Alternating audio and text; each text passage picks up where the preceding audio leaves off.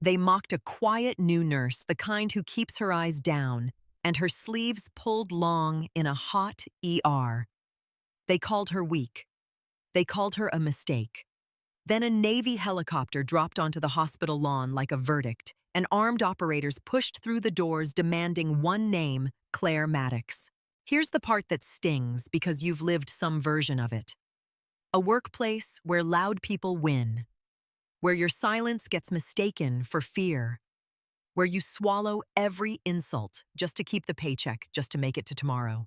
But this story isn't about revenge. It's about what happens when pressure peels the mask off and the person everyone underestimated becomes the only one who can stop a death spiral. Stay with me. And before we begin, hit like, drop a comment telling me where you're watching from. The rotors outside had shaken the glass hard enough to rattle fear loose from people who thought they'd seen everything. Claire Maddox had heard that sound before, but not here. Not on a hospital lawn in Charleston. Not with civilians watching through rain-streaked windows like the world had turned into a fishbowl. 6 months earlier, there had been no helicopter, just fluorescent light, cheap coffee, and the soft grind of a system that learned who it could break. Claire's first night at Palmetto Harbor Medical Center began with a badge and a promise. The HR rep smiled too brightly under the lobby's recessed lights and slid the plastic across the counter as if it were a gift. Claire Maddox, RN. The photo on it looked like someone who had practiced being harmless. Hair pulled back, eyes steady but blank mouth set in a line that said nothing. Claire tucked the badge into her scrub pocket instead of clipping it to her chest. It felt like an invitation to be studied. You'll be an emergency, the rep said.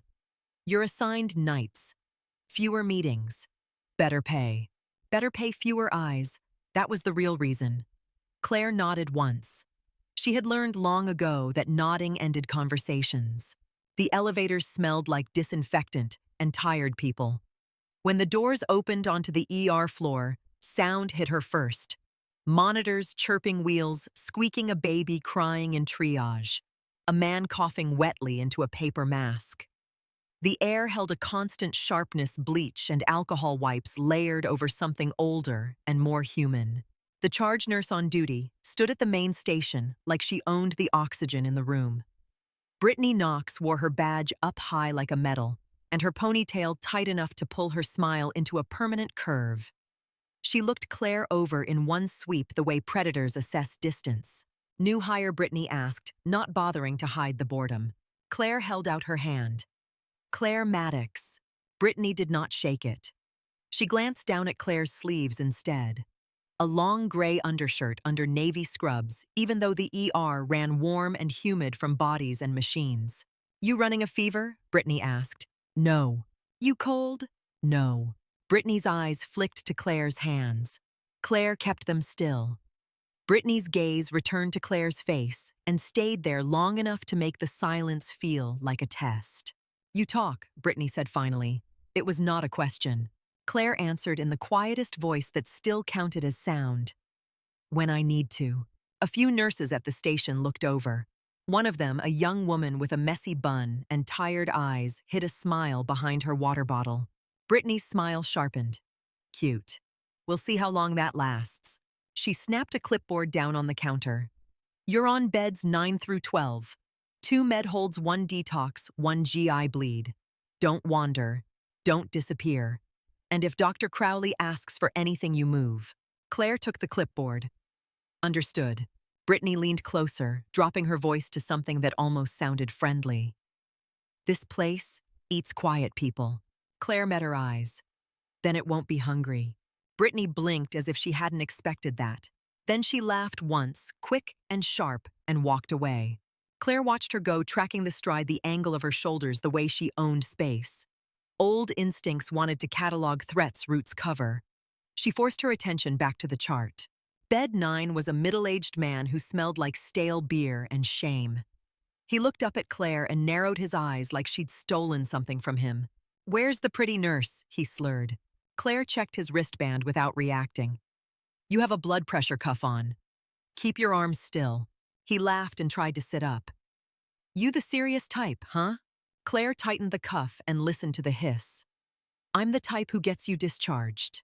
Bed 10 was a woman detoxing from something that made her sweat through the sheets. She kept calling out for her sister, then forgetting the name. Claire adjusted the IV, tucked the blanket under her shoulders, spoke only when words served a purpose. Bed 11 was a med hold, a teen with a bruise blooming along his jaw and eyes that refused to land on anyone for more than a second. His chart said suicidal ideation. His mother sat stiff in a plastic chair, mascara-smudged hands clasped like she was praying to the vending machine. "Can I get you water?" Claire asked. The mother looked up startled by kindness. "No, I'm fine. Nobody who says I'm fine is fine," Claire thought and said. "Instead, if you change your mind, tell me." Bed 12 held the G. I bleed an elderly man with a paper-thin skin and a voice that sounded like it had been scraped raw by years.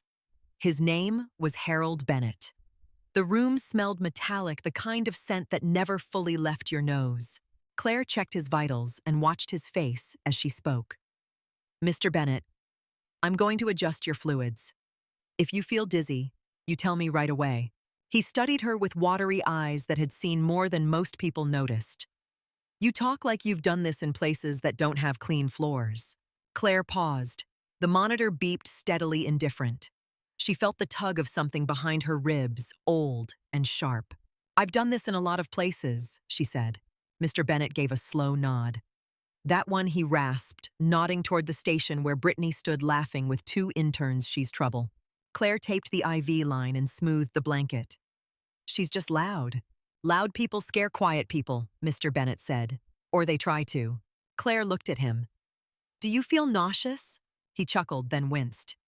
"No, ma'am. I feel curious." Claire finished her check and stepped back. "Rest." As she walked out, the curtains swayed behind her. The ER was a maze of half privacy and full exposure. Everyone heard everything. That was part of the design. You were never truly alone, which meant you were never truly safe. At the station, a cluster of interns hovered around a man in a white coat whose confidence filled the hallway before he did. Dr. Ethan Crowley, chief resident. He was tall, athletic hair, perfect even under harsh light. His watch flashed silver when he moved his hands. His laugh came easy practiced. He was explaining something with the bored cruelty of someone who had never faced real consequences. "You're suturing like you're knitting a scarf," Crowley said to a young intern whose hands shook around needle drivers. "If you take any longer, the wound's going to heal out of pure pity." The intern's cheeks went red. He tried again. Crowley exhaled loudly, then leaned in close enough to make the kid flinch. "Get out of the way," Crowley said. "You're wasting my time." Claire kept her eyes down as she passed, not because she was afraid, but because she knew the type. Men like that liked reaction. They fed on it like sugar. Still, as she moved through the hall, she felt Crowley's gaze snag on her sleeves. "You," Crowley called. Claire stopped, turned. Crowley's eyes flicked to her badge.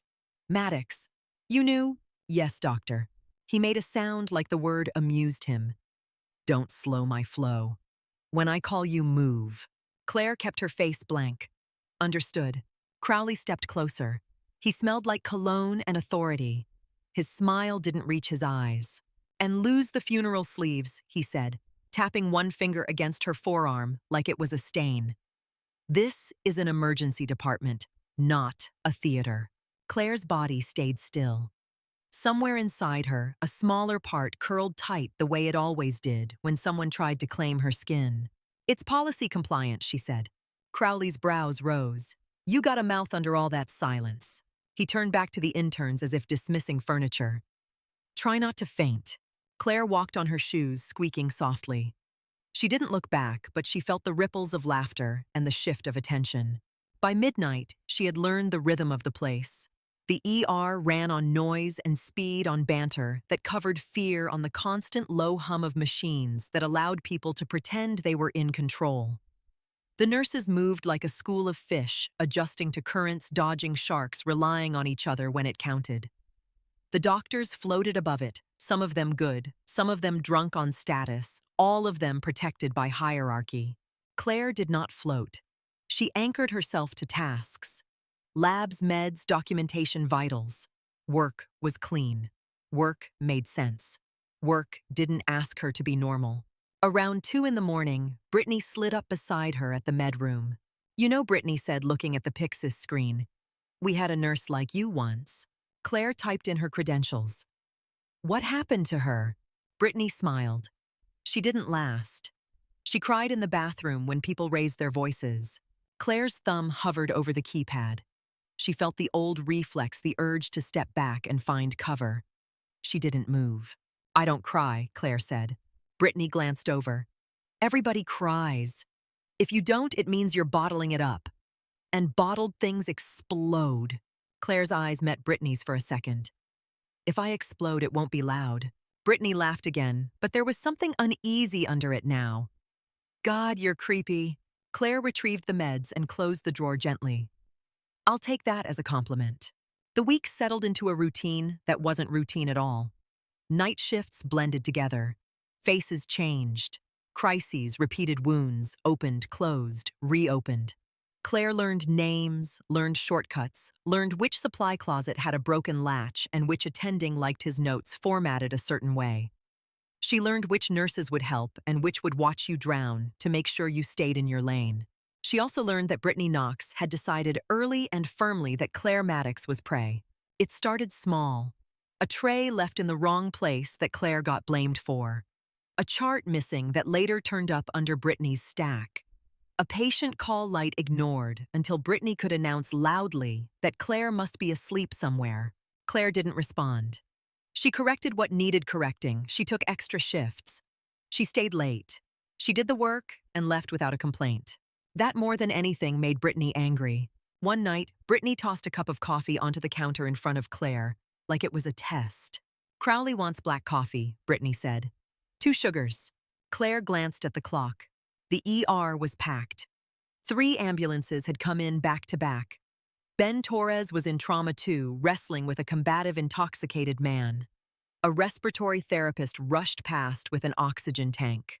Someone screamed behind the curtains. "I have meds to hang," Claire said. Brittany's eyes narrowed. "Do you want to tell Dr. Crowley?" "No." Claire picked up the cup. "I'll bring it." As she walked to the break room, she felt eyes on her.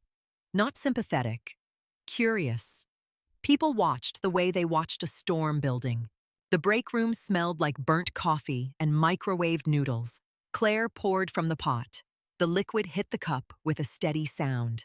Her hand did not shake. Not here. Not with this. When she returned, Dr. Crowley stood at the station, leaning too close to Brittany, laughing at something she'd said. Brittany's laugh sharpened when Claire approached. "Here you go, doctor," Claire said, placing the cup down. Crowley picked it up without looking at her, took a sip.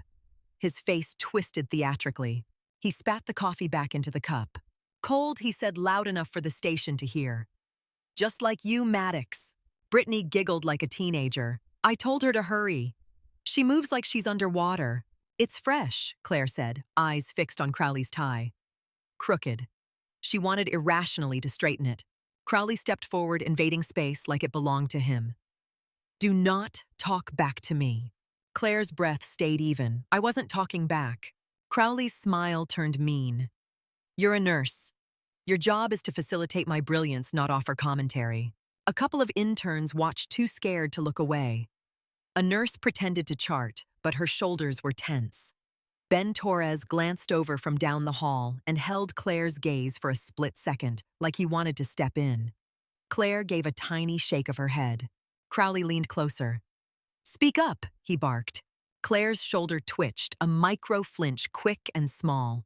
Crowley saw it, and his eyes lit with satisfaction. "Look at that," he announced, turning to the room. She shakes, terrified. "Tell me, Maddox, did you buy your degree online? You act like you've never seen blood." Claire's throat tightened. She felt the familiar rush of heat under her skin, the one that came when someone turned the volume up. Her mind reached for a place to go.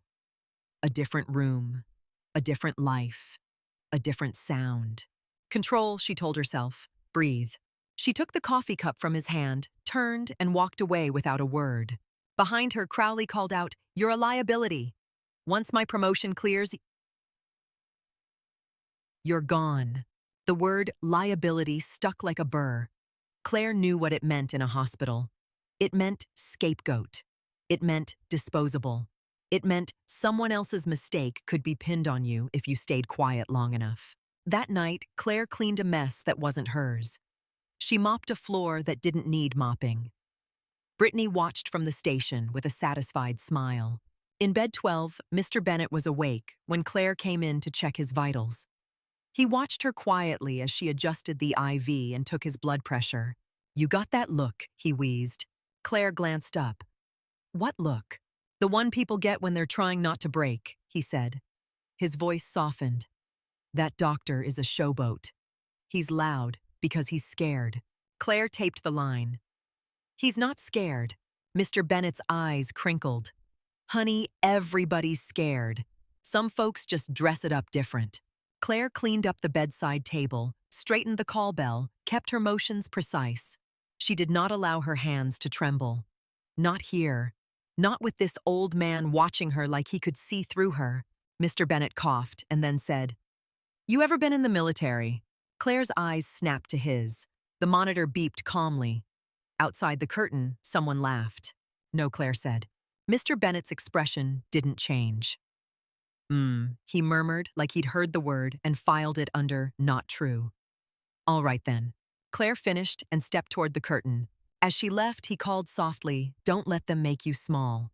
Claire didn't answer. The words hit too close to something she kept locked away. Weeks became months. Claire's name became a joke around the station. Not cruel in the way Crowley was cruel, but persistent like a drip that wore stone down. Ghost, mouse, quiet girl, sleeves. Brittany was consistent in her harassment. She assigned Claire the hardest patients and then criticized her for moving too slowly. She forgot to tell Claire about a med change and then asked loudly why Claire was behind. She gave Claire tasks that were designed to humiliate, like cleaning rooms that were already clean or checking on patients who had already been discharged. Claire did them all without complaint. She took the heat and let it pass over her like wind. She knew how to survive storms. She had survived worse. But some nights when the ER lights flickered, she felt herself drift. The flicker was like distant muzzle flashes. The beep of the monitor became the chirp of a radio. The slam of a metal tray became the crack of something far away. One night, during a lull near 3 in the morning, Claire stood in the supply way holding a box of gauze and felt her mind slide out of the building. The air around her changed. The smell of bleach dissolved into dust and diesel. The hum of the hospital turned into a low roar. She could almost hear it, the sound that lived in her bones, the distant thump of rotor blades cutting hot air. Her vision narrowed. A thin film of sweat broke over her palms. A voice not in the hall but in her memory cut sharp and urgent. "Medic, we need a line. He's bleeding out." Claire blinked hard. The hallway returned sterile and bright. She pressed her thumb to the inside of her wrist, right where her pulse beat under the sleeve. 1, 2, 3. She counted breaths. In through the nose, out slow. "You're here," she told herself. "You're in Charleston. You're not there." Footsteps approached. Claire turned her head. Ben Torres stood at the end of the hall holding a stack of linens. He paused when he saw her face. "You okay?" he asked quietly. Claire's posture shifted automatically, shoulders back, chin level. She made herself look normal. "I'm fine," she said. Ben's eyes stayed on her for a moment. He did not press. That was part of why she didn't hate him. He wasn't trying to win something. He stepped closer, voice low. "Brittany's been riding you." Claire adjusted her grip on the gauze box. "She rides everyone." Ben snorted. "Not like this." Claire didn't deny it. Silence was safer than agreement. Agreement invited follow-up questions. Ben set the linens down on a cart. He leaned back against the wall, arms folded. "You're not from around here," he said. Claire looked away. "Does it matter?" Ben shrugged. "People in this hospital grew up in it. They trained in it. They know whose cousin is on the board. Crowley's family practically owns half the city. If you don't have roots, they treat you like you're temporary." Claire's throat tightened. Temporary. Disposable. Those words had follow-up in her head that she did not want to hear. "I'm here to work," Claire said. Ben nodded slowly. "That's the thing. So are we. Some folks just like to pretend it's a kingdom." Claire glanced toward the station. Brittany's voice carried down the hall, laughing with a paramedic. Crowley's voice cut through it, louder, commanding. Ben's gaze followed hers. "Crowley's dangerous," he said softly. Claire's eyes narrowed. "He's arrogant." Ben shook his head once. "Arrogant doesn't scare me. Dangerous does. He panics when it gets hot, and when he panics, he looks for someone to blame." Claire absorbed that. Her mind filed it neat and sharp. Ben pushed off the wall. "You want a tip?" Claire met his eyes. "Sure." Ben pointed at her sleeves with a nod. "Keep those covered. People like Brittany, they see scars, they get curious. Curiosity turns into stories. Stories turn into knives." Claire's fingers tightened around the box. "I don't have scars." Ben held her gaze. Okay. He didn't smile. He didn't say he believed her. He simply picked up the linen cart and walked away, leaving Claire alone with her breathing. Later that week, a patient tried to grab her wrist when she leaned in to adjust a catheter. Claire reacted without thinking. Her hand snapped up, pinning his fingers gently but firmly to the mattress. Not violent, controlled. The patient yelped in surprise. Claire released him immediately, face blank. The patient stared at her, suddenly sober. "Damn," he muttered. "You strong." Claire did not answer. She finished the task and left the room, heart beating steady. She did not like how easily that reflex lived in her body. It was like a dog that had learned bite first, ask later. Son. Ask, Mati. Brittany saw the interaction from the doorway, and her eyes gleamed. "That was weird," Brittany said later at the station, loud enough for two other nurses to hear. "You train in martial arts or something?" Claire typed on the computer. "No." Brittany leaned in, voice syrupy. "You have nightmares, Maddox." Claire's fingers paused. The cursor blinked on the screen like a heartbeat. "I sleep fine," Claire said. Brittany's smile widened. "Sure you do." The ER shifted into winter. The city got quieter at night, but the hospital stayed busy. People came in drunk from holiday parties, fell downstairs, cut themselves cooking, overdosed in bathroom stalls, broke noses in parking lot fights. The work didn't care about seasons. One night, Crowley snapped at an intern hard enough to make the kid's hands shake. The intern dropped a tray. Metal clattered on tile. The sound hit Claire like a slap. Her vision snapped sharp. Her muscles tensed. For half a second, the ER melted into something else. The bright lights turning harsh and white, the air thickening, the smell changing. Her mind presented an image she didn't ask for. A metal tray. A different floor. Blood dark on dust. Someone screaming her name, not Claire, not Maddox. Something older. Something with teeth. She inhaled too fast. Her lungs burned. She could hear her own pulse in her ears. Ben's voice cut through the fog. "Claire." She turned her head. Ben stood close-faced, serious. He wasn't touching her, but his presence was a tether. "You with me?" he asked.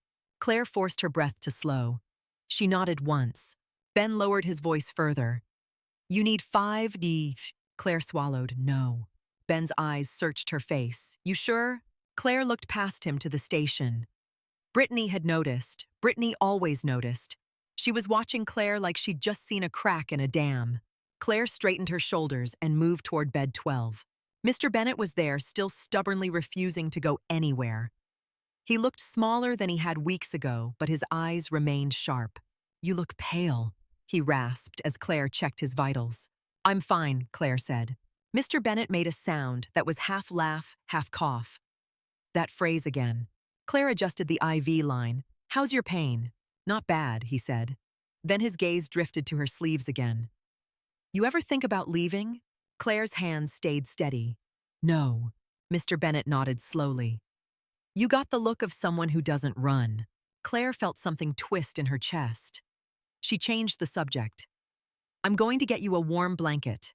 Mr. Bennett's voice followed her as she left. "Warm blankets don't fix cold rooms, sweetheart." The next morning, as the night shift wound down, Claire stood at the sink washing dried blood off her hands. The water ran hot. The soap smelled artificial, too sweet, like it was trying to cover up what the hospital really was. Crowley came up behind her. She saw his reflection in the stainless steel dispenser expensive watch flashing. "You're quiet," he said. Claire kept washing. "I'm working." Crowley leaned in closer. "People talk about you." Claire turned off the faucet, dried her hands. "People talk about everyone." Crowley smiled. "Not like this. They think you're hiding something." Claire met his reflection. "They can think whatever they want." Crowley's smile faded. "You're in my department. When I say jump, you jump."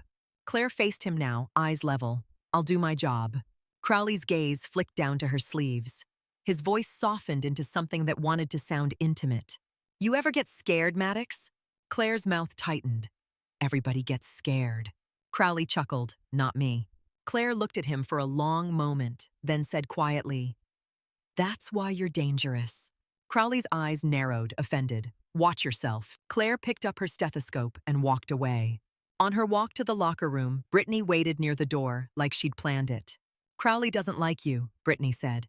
Claire opened the locker. "He doesn't like anyone." Brittany stepped closer, lowering her voice. "He likes people who know their place. You don't." Claire slipped her bag onto the bench. "Is there a point to this conversation?" Brittany's smile was small and cruel. "Just letting you know. If something goes wrong in a trauma bay, he'll pick a scapegoat. And you're new. You're quiet. You don't have friends." Claire zipped her bag closed with a slow, deliberate motion. "I don't need friends." Brittany's eyes gleamed. "Sure you don't." Claire walked past her without another word. For a moment, Brittany called after her, "Hey, Maddox." Claire did not stop. Brittany's voice followed louder now for the benefit of anyone nearby. "Try not to shake today." Claire kept walking. By the time she reached her car, dawn had begun to smear pink along the horizon. She sat behind the wheel and waited for her hands to tremble. They did not. Not when she drove. Not when she worked. Not when she held pressure on a wound and watched blood soak through gauze. They only trembled when someone raised their voice in a way that sounded like power misused. That was the part she hated most. The part that made her feel trapped in a body that remembered too much. She drove home showered, slept in a room with blackout curtains. When she woke, she did not remember her dreams, which was its own kind of relief. The following week, the ER was packed so tight that stretchers lined the hallways. A child with asthma clung to his mother. A construction worker sat with a nail through his palm. A woman held her side and cried quietly, embarrassed by her own pain. Claire moved through it all like she belonged there, silent and precise. She started IVs in veins that other nurses missed. She calmed agitated patients without raising her voice. She anticipated needs before they were spoken. That competence should have protected her. Instead, it made her a target. Brittany's whispers got sharper. She thinks she's better. She doesn't laugh. She's weird. And Crowley's cruelty became more deliberate. He would call her to the station just to scold her for something small. He'd talk over her in rounds, cut her off mid-sentence, treat her like a nuisance. One night, as Claire was charting Crowley, slapped a file down beside her. "Why is this incomplete?" he demanded. Claire glanced at the chart. "It's not mine." Crowley leaned in, voice rising. "Don't play dumb." Claire felt the familiar twitch in her shoulder, that tiny flinch her body offered before her mind could stop it. She forced herself to stay still. "I'm not playing anything," she said. Crowley's hand came down hard on the counter. The crack echoed. Several heads turned. Claire's breath hitched. Her vision sharpened her body, bracing for impact that wasn't coming. She felt the room tilt slightly, like the floor had become unstable. Crowley saw it. The small reaction, he smiled. "Look at you," he said loudly, turning to the room. "She's scared. A nurse who's scared is a problem." Claire swallowed. She forced her breath down into her belly. She spoke softly, not for Crowley, but for herself. "I'm not scared of blood," she said. Crowley leaned closer, eyes bright with arrogance. "Then what are you scared of?" Claire held his gaze for one long second. The answer sat on her tongue like a stone. Mortars. Radios going dead. Friends bleeding out in dust. The moment you realized You could do everything right and still lose. She did not give him that. I'm scared of incompetent people making decisions, she said, and turned back to her chart. The room went quiet in a way that felt dangerous. Crowley's voice dropped to a hiss. You just bought yourself a problem, Maddox. Claire did not look up. I've had problems. Crowley walked away, and Brittany's laughter followed him like applause. Ben Torres stepped up beside Claire as soon as the station noise returned. You shouldn't poke him, Ben said quietly. Claire kept typing. I didn't poke him. Ben's gaze flicked toward Crowley down the hall. He doesn't like being challenged, especially not by a nurse. Claire's mouth tightened. Then he shouldn't be wrong. Ben studied her face for a moment. You're not like the other. Claire paused. What does that mean? Ben's voice softened. You move like you've been under pressure before. Real pressure. Claire's fingers resumed typing. Everyone has pressure. Ben didn't argue. He just nodded like he understood the boundary and respected it. The intercom crackled overhead, a sound so ordinary most people didn't notice. To Claire, every overhead announcement carried the edge of a radio call, the possibility of something going wrong fast. Trauma alert, the voice said. Flat and practiced. Claire's gaze lifted. Brittany looked up too, eyes lighting with the thrill that came when chaos arrived. Crowley straightened like a man stepping onto a stage. The intercom continued multi-vehicle collision on Interstate 26. Multiple incoming. 2 critical. Estimated arrival, 3 minutes. The ER changed in an instant. Chairs scraped. Monitors were wheeled. Gloves snapped on. Someone yelled for blood. Ben's face tightened as he stepped close to Claire. Crowley's running lead, he said. Stay out of his way. Claire felt something settle inside her, quiet and heavy. Not fear. Readiness. She slid her badge clip into place, squared her shoulders, and looked toward the trauma bays. Her voice, when it came, was calm. Which bay am I assigned? She asked. Ben stared at her for half a second, then answered. Trauma 1. Claire nodded once and started moving, not fast, not slow, just inevitable. Ben's warning hung in the air for half a heartbeat. Then the ambulance bay doors blew open and the world turned loud. Rain came in, first blown sideways in a cold sheet, followed by paramedics in soaked jackets shouting numbers like prayers. A gurney slammed over the threshold wheels, squealing, and the smell of wet asphalt mixed with blood and engine heat. Behind it came another stretcher, then a third. The hallway filling with bodies and noise until the emergency department stopped feeling like a hospital and started feeling like a scene that had been ripped out of a highway and dropped under fluorescent lights. Male. Mid-30s, a paramedic barked. Unrestrained driver. Blunt chest trauma. Blood pressure 80/50, on-scene heart rate 130. Diminished left breath sounds. Getting worse. Dr. Ethan Crowley surged into the center of it like he was stepping onto a stage. His white coat stayed clean because other people got dirty for him. He clapped his hands once. Trauma 1 is mine, he said, voice sharp enough to cut through the chaos. Move. Monitor. Strip him. Get me an intravenous line. Portable X-ray in here now. Claire was already at the left side of the gurney, her hands moving without hurry, without hesitation. She did not need to announce herself. She did not need to claim space. She just took it quietly, efficiently, because there was no time to ask permission. The patient's face was gray, slick with rain and sweat. His jaw clenched around a sound that kept trying to become a scream.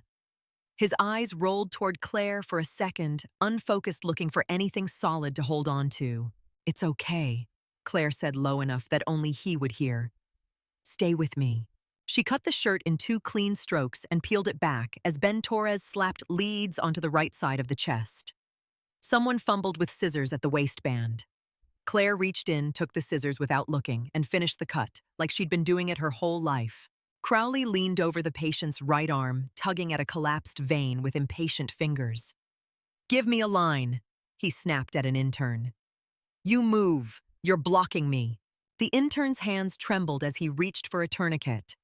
Brittany Knox hovered near the foot of the bed, eyes bright, ready to be useful in the way that earned approval. Claire's gaze stayed on the patient's chest. Bruising spread across the left side like ink in water. The chest rise was uneven, the left, lagging the sternum pulling slightly with each breath. Claire listened with her stethoscope, then again moving to the left, her ear tuned to absence. Nothing. Her eyes flicked to the neck. Veins were swelling, thickening. The trachea was not where it should be. It was drifting subtle, but real, pushed by pressure that did not care about hierarchy. Claire spoke once, not loud, just clean. Dr. Crowley. He did not look up. What? Breath sounds are absent on the left. Trachea is shifting. He has a tension pneumothorax. For a second, nothing moved, except the monitor tracing a frantic rhythm. Then Crowley's head snapped up, irritation flashing across his face like heat. "I'll decide the diagnosis," he said. Claire kept her voice steady. "He's crashing. We need to decompress now." Crowley's eyes narrowed. "We need an X-ray." "There's no time." Crowley slammed a hand against the bedside rail. "I said X-ray. You do not dictate treatment in my trauma bay." The patient made a wet, choking sound.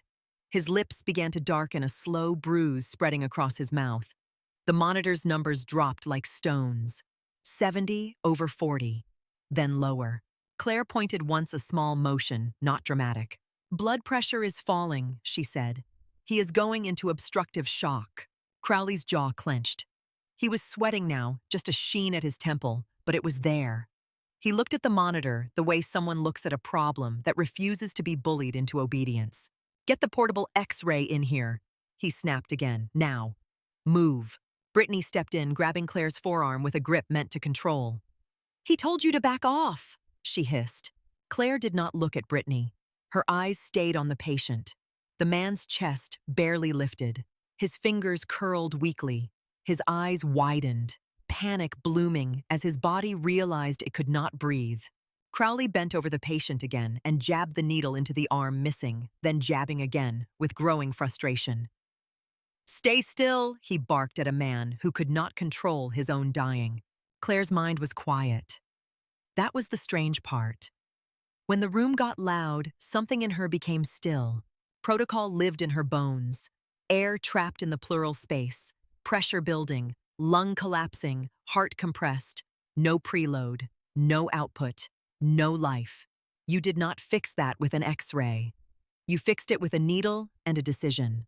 Claire reached toward the instrument tray. A 14-gauge catheter sat there, innocent and sharp. Brittany tightened her grip.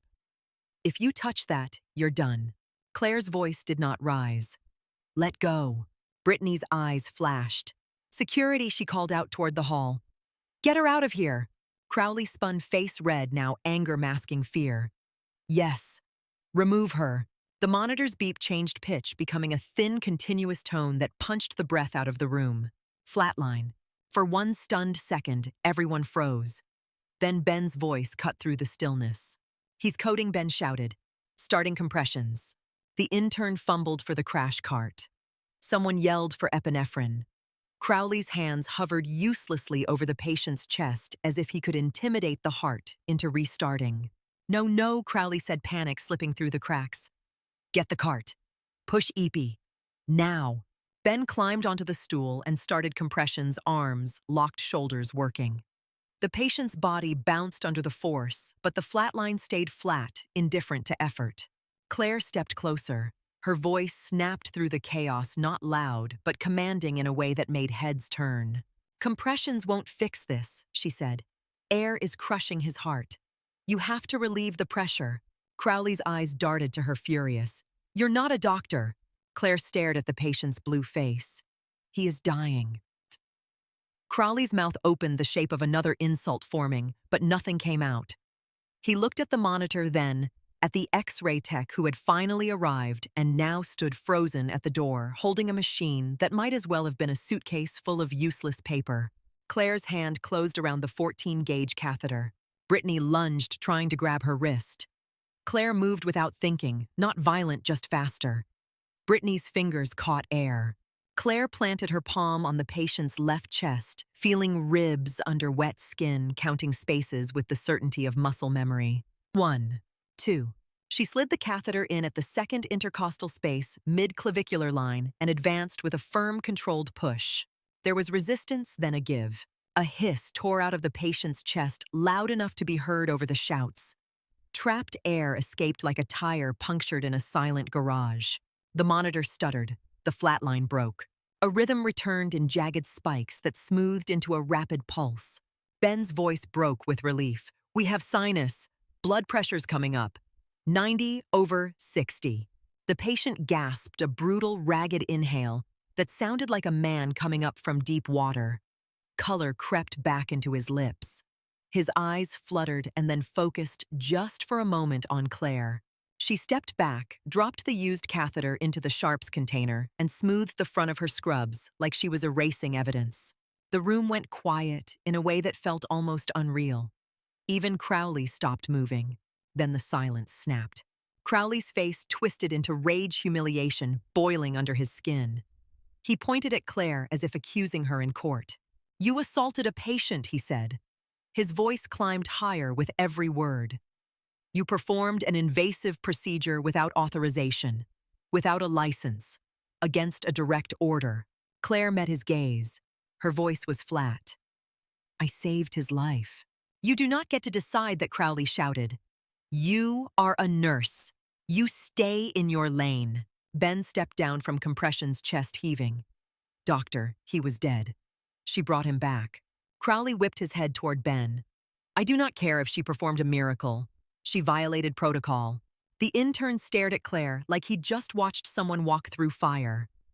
The X-ray tech looked down at the machine and then up at Crowley, confusion clouding his face. Brittany stood near the foot of the bed, pale and rigid, her hands clenched. Crowley turned back to Claire, voice dropping into a thin, vicious line. "Get out of my trauma bay.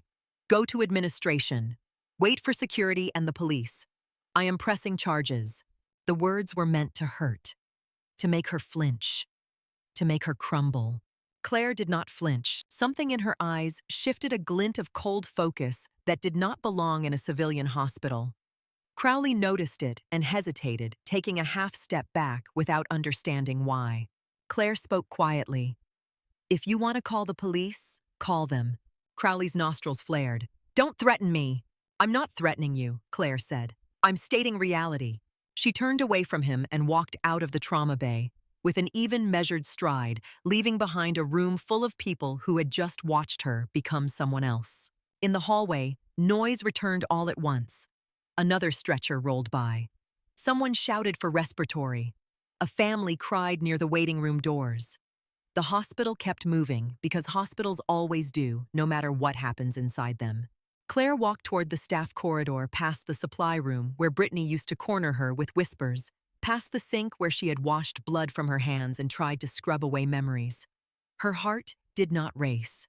Her breathing stayed steady. She did not start shaking until she was alone. In the locker room, the air was cooler and quieter.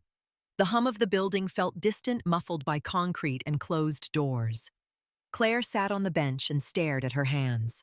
They were still, perfectly still. That was the part that always made her sick. They never trembled when it mattered. Not when someone was dying. Not when blood was everywhere. Not when decisions had to be made fast and clean. They trembled when someone raised their voice, when someone slammed a hand on a counter, when someone leaned too close and used power like a weapon. Claire flexed her fingers slowly. She pressed her palms to her thighs. She breathed in through her nose and out through her mouth until the tightness in her chest loosened. "Control," she told herself. "You are here." She opened her locker. A photo was taped inside Edge's worn corners, curled from being touched too often. 6 people in dusty uniforms, standing behind a scorched vehicle. The landscape behind them was flat and sunburned. Claire stood in the center, hair cut short, jaw set, an assault rifle slung across her chest, and a medical kit strapped to her thigh. The person in the picture did not look like a quiet nurse. Claire stared at the photo until her eyes blurred. "I tried," she whispered, voice barely audible in the empty room. "I tried to do it the right way." Her phone sat in her bag, heavier than it should have been. Claire pulled it out and unlocked the screen. Her thumb hovered over the contacts list. Union representative. Hospital legal. Ben, even though he would not be able to fix this. Anyone who could be a rope in a room that was starting to feel like it had no exits. Outside the locker room door, the hospital noise drifted closer, footsteps passing, voices rising and falling. Somewhere down the hall, Crowley was probably already telling his version of the story, shaping it into something that made him look less wrong. Claire looked down at her hands again, still steady. She tapped the screen once and brought up the dial pad, then held the phone to her ear and listened to the first ring. The first ring sounded like a small thing in a room full of bigger problems. Claire held the phone to her ear and listened to it bounce off silence. Her eyes stayed on her hands. They lay open on her knees, palms up steady as if they belonged to someone else. The second ring came, then the third. A voice answered, groggy and irritated. "This is Steve," Mr. Harris, Claire said. "It's Claire Maddox, Palmetto Harbor. I need representation." There was a pause, the irritation fading. What happened? "A procedure," she said. "Crowley's threatening police and board complaints." Another pause. "Did a patient get hurt?" "No," Claire said. "A patient lived." Harris exhaled like he'd been holding his breath. "Okay. Don't say anything to administration. Don't sign anything. I'll be there as soon as I can." Claire closed her eyes for a second. "Thank you," Claire Harris said, voice sharpening. "Listen to me. Keep your head down. They're going to make you the villain because the villain is easier than the truth." Claire opened her eyes, understood. She ended the call and stared at her phone screen as if it might explain how saving a life could turn into a crime. Then the locker room walls began to vibrate. It started as a low pulse, so subtle she thought it might be another gurney rolling by. The bench trembled under her. Loose coins in a cup on the counter rattled. The vibration deepened, became a thick thump that climbed into her bones. Thump, thump, thump. The sound did not belong to a police car or an ambulance. Claire's head lifted slowly. Her heart did not race in fear. It tightened, then steadied, like it remembered a rhythm it hadn't played in a long time. Thump, thump, thump. She knew that frequency. She knew how it felt when it hit your chest, how it made the air itself seem heavier. She stood moving toward the locker room door as if pulled by a current. The hallway outside was already reacting. A nurse stepped out of a supply closet, eyes wide. Someone down the hall shouted, "Is that a helicopter?" The sound grew louder fast. Too low. Too close. Claire walked toward the ambulance bay windows. Rain streaked the glass. Beyond it, the night sky was a dark smear of clouds and city glow. Then a shape dropped into view, massive and gray lights, blinking rotors hammering the air into a frenzy. A Navy Seahawk came down like it owned the ground. Not on the roof helipad, not in the designated zone. It lowered onto the front lawn, crushing ornamental hedges, flattening a palm tree as if it were made of paper. The downwash blew rain sideways, sent loose trash spiraling, slapped parked cars with wind hard enough to rock them. People in the waiting room surged to the windows. Phones rose like periscopes. Outside hospital, security ran toward the entrance, then hesitated as the Seahawk settled and the side door slid open before the wheels were even fully planted. 4 men hit the grass. Multicam pants, plate carriers, headsets, drop leg holsters. They moved in a tight pattern that made every civilian instinct scream to get out of the way. Leading them was a giant with shoulders like a door frame. He carried himself like weight meant nothing. Claire saw the set of his jaw, the calm of his eyes behind dark lenses. Behind him came a man who did not look big, but looked dangerous in a different way. Close-cut hair, gray at the temples, scars that ran like old roads across his face. No helmet, no theatrics, just certainty. The trident on his chest caught the light when he turned. Commander Logan Pierce. Claire's breath caught. The name arrived before her brain could stop it, a memory with edges. Logan. She hadn't seen him in 3 years. Not since a night that smelled like gunpowder and dust. Not since she'd walked away from a life that had stopped fitting inside her skin. The automatic doors of the ER entrance slid open. They did not feel like doors anymore. They felt like a weak barrier between 2 worlds. The giant went first, stepping into the lobby with a slow, deliberate control. His rifle stayed at low, ready finger, straight along the receiver muzzle, angled down. It was restraint that only existed because he had the capacity for the opposite. A baby in the waiting room stopped crying. A man with a broken arm forgot to moan. A teenager with a blood-soaked towel pressed to his head stared as if the hospital had become a movie theater and someone had turned the volume too high. A security guard stepped forward, a retired city worker with a gut and a badge that meant very little in moments like this. His hand hovered near the pepper spray on his belt. His voice squeaked. "Sir, you can't bring weapons in here. This is a gun-free zone." The giant did not slow.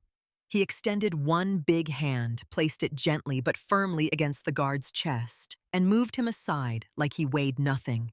"Secure the perimeter," the giant said into his headset voice, deep and calm. "Lobby is ours. Elevators next." He turned his head slightly, listening to someone only he could hear. Then he stepped aside. Commander Pierce walked in. He did not scan the room. He did not posture. He walked straight toward the front desk as if he'd already decided where the center of gravity was and was simply going there. The receptionist looked like she might faint. Her hands shook so hard the keyboard rattled. Pierce leaned in. His voice was not loud, but it carried in the silence like a blade sliding free. "I need Lieutenant Commander Claire Maddox." The receptionist blinked. I'm sorry, who?" Pierce repeated it slower, patient in the way predators are patient. "Claire Maddox." "Where is she?" Before the receptionist could answer, Dr. Ethan Crowley stormed out of Trauma 1 like a man ready to fight for his territory. His white coat was still pristine, as if cleanliness could protect him. His eyes were hot with indignation. "What the hell is going on?" Crowley demanded, marching up to Pierce. "You cannot bring firearms into a hospital. You landed a helicopter on hospital property. I am the chief resident, and I'm ordering you to leave before I call the police." Pierce looked at him the way an adult looks at a child throwing a tantrum in public. Not angry, not impressed, just measuring. "Are you the officer in charge?" Pierce asked. Crowley puffed his chest. "I'm Dr. Ethan Crowley. I don't care who you are." Pierce's gaze did not change. "I asked if you are the officer in charge." Crowley scoffed. "In this department, yes." Pierce nodded once, as if accepting the information the way you accept a problem you're about to solve. "We have a critical medical extraction inbound," Pierce said. "I need your best trauma assets. I need Maddox." Crowley laughed. It came out high and sharp. "Maddox. You brought a Navy helicopter to find Maddox. The nurse I just fired for incompetence." The temperature in the lobby seemed to drop. Pierce took one step closer. Not fast. Just close enough that Crowley's body reacted before his pride could stop it. "You fired her," Pierce said. Crowley's eyes flashed, emboldened by his own ego. "She's a liability. She shakes. She violates orders. She performed an invasive procedure without authorization 10 minutes ago. She is a disgrace to the profession."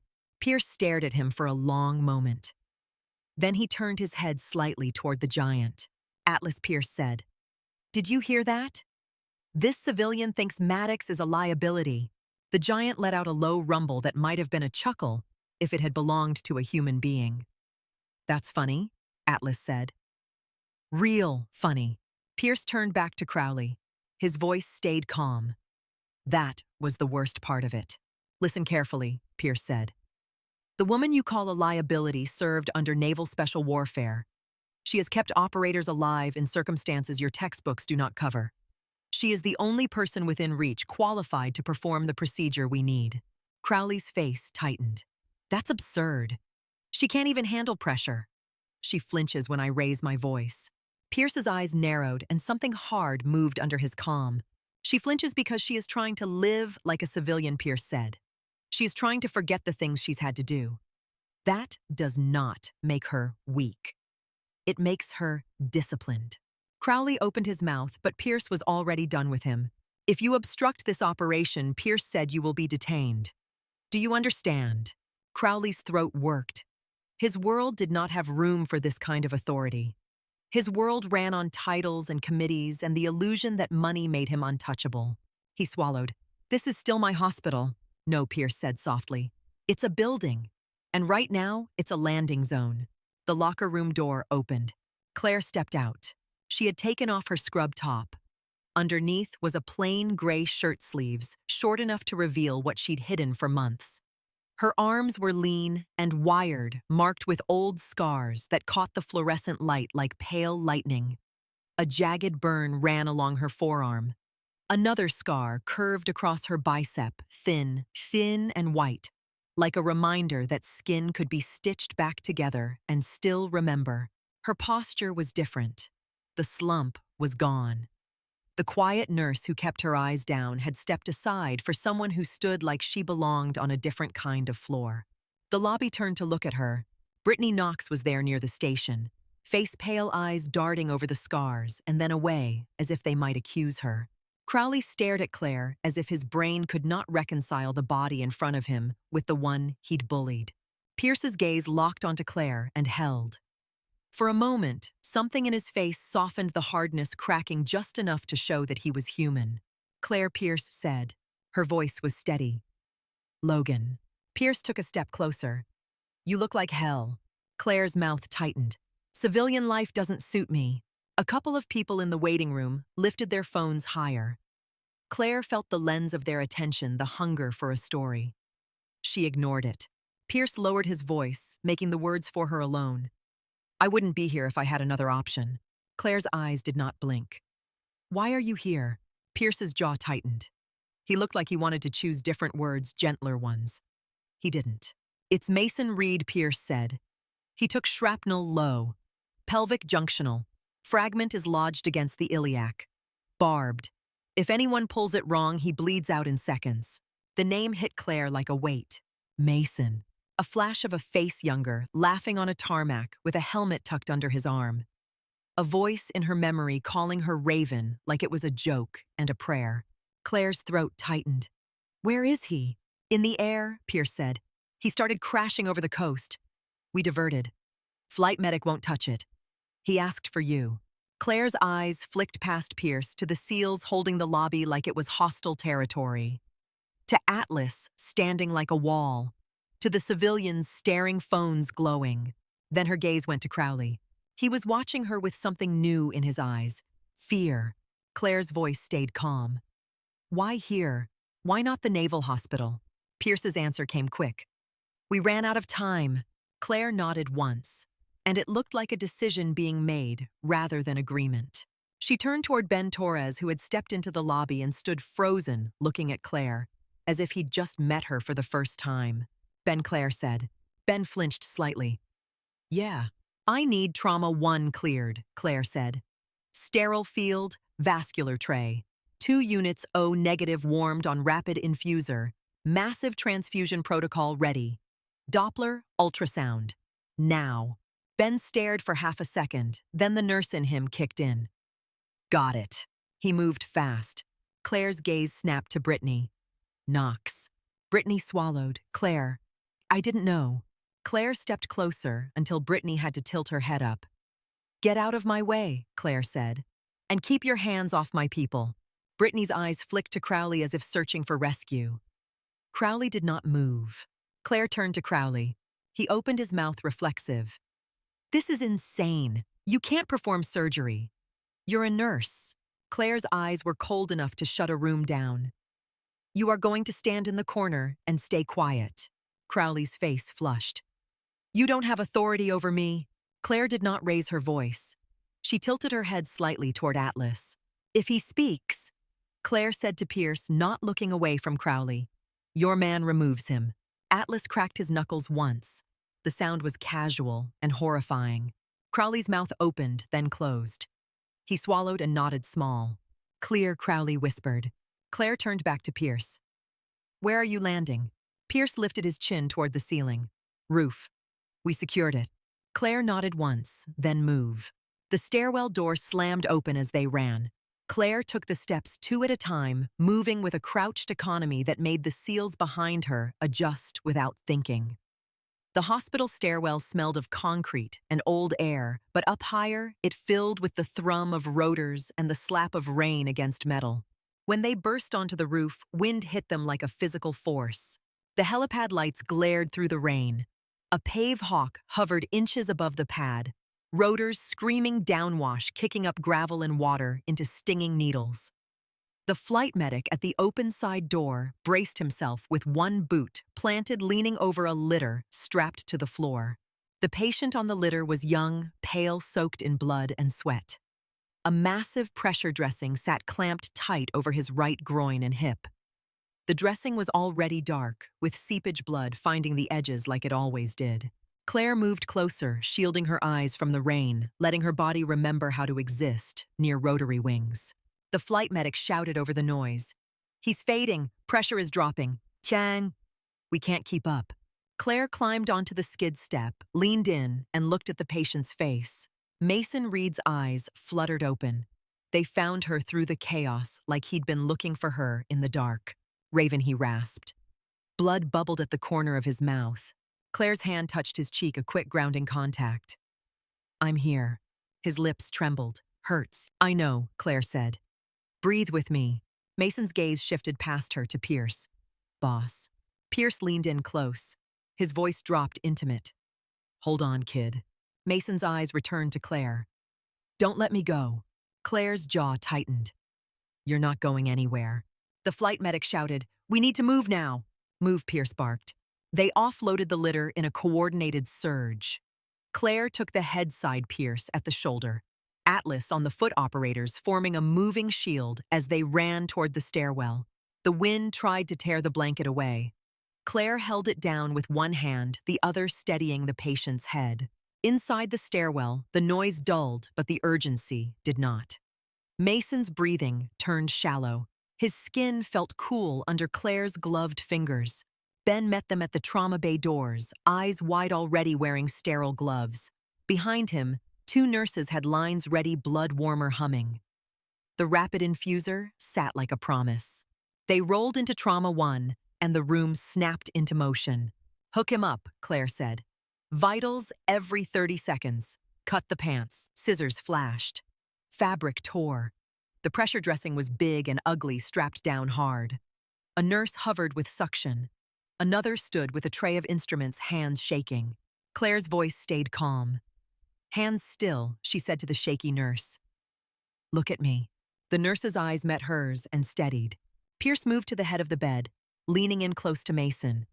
He spoke low, steady, the way you talk to someone you care about when you do not want to admit you're scared. "You hear me, Reed," Pierce said. "Stay awake." Mason's eyes drifted. "Trying." Claire leaned over the dressing and pressed her fingers around the edge. She felt the pulse under it, the furious beat of an artery fighting to stay sealed. She could smell the blood copper and heat, and under that, the sharp tang of aviation fuel. She looked at Ben. "O negative in now." Ben nodded, snapped the line open. Blood surged through the tubing, dark and thick. Crowley stood near the corner as ordered, face-tight hands clenched at his sides. He looked like a man watching his own authority bleed out. He could not stand it. "This is madness," Crowley snapped. "You cannot do this." "You're a nurse." Claire did not look up. She kept her focus on the patient. "Is there a vascular surgeon in the building?" Crowley's mouth opened, then he hesitated. "No. Dr. Patel is out." Claire nodded once. "Then you're watching." Crowley stepped forward anyway. "If you cut him and he dies, you'll kill him and ruin this hospital." Claire finally looked up at him. Her eyes were not angry. They were worse. They were certain. "If I do nothing," Claire said, "he dies anyway." Crowley's voice rose. "This is a board-certified procedure." Claire's voice stayed quiet. "In war, everything is a board-certified procedure if you have the skill and the nerve." Crowley's jaw tightened. "This isn't war." Claire's gaze flicked to the seals at the door, rifles, low eyes scanning the hall. To Pierce at the head of the bed. To Mason's pale face, slick with sweat, lips gray. Claire looked back at Crowley. "Tell him that," she said. Crowley's mouth shut. Claire turned back to the wound. Dressing off. Ben helped her peel it back carefully. The injury was horrific. A jagged shard of metal, thick and twisted, protruded from the right groin crease where leg met pelvis. It was embedded deep, the skin around it torn and swollen.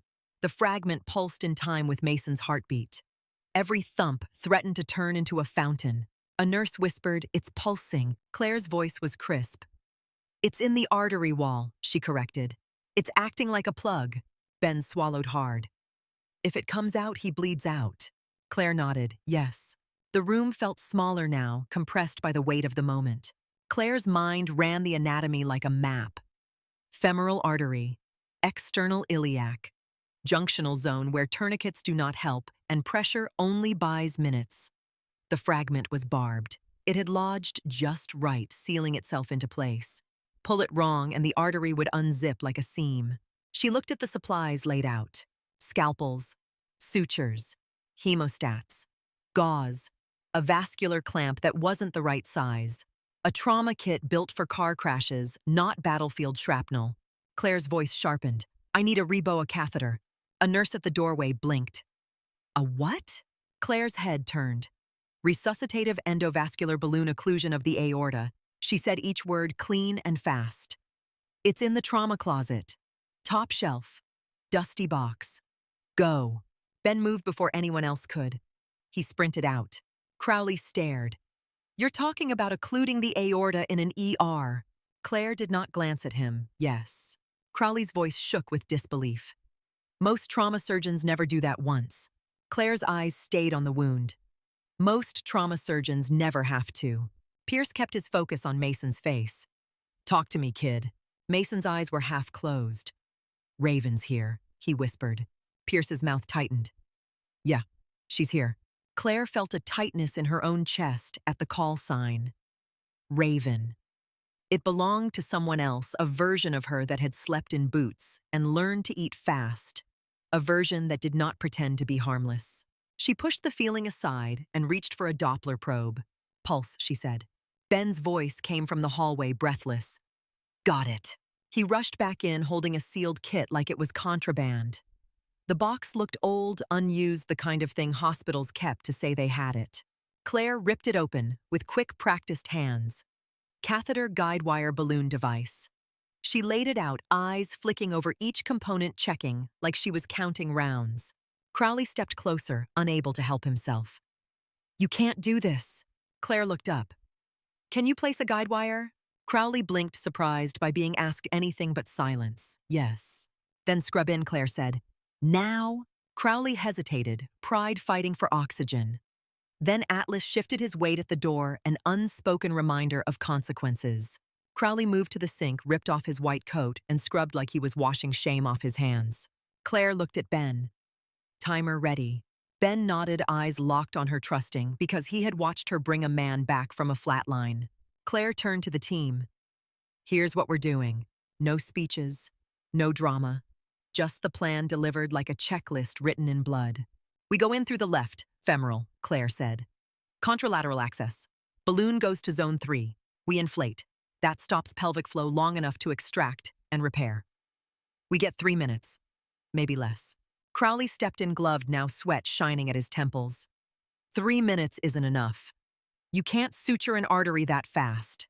Claire's gaze met his. Watch me. The room went still around the edges.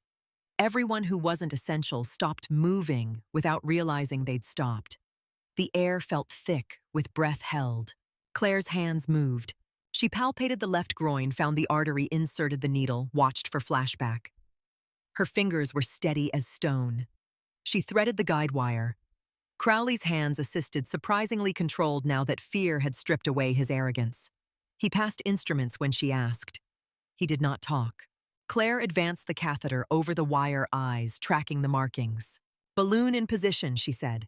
Ben's thumb hovered over the timer control. Claire looked to Pierce. Keep him talking. Pierce leaned close to Mason's ear. Tell me what you're going to eat when you get out of this. Mason's lips twitched faintly. Steak. Pierce's voice warmed. Good. Rare. Like you like it.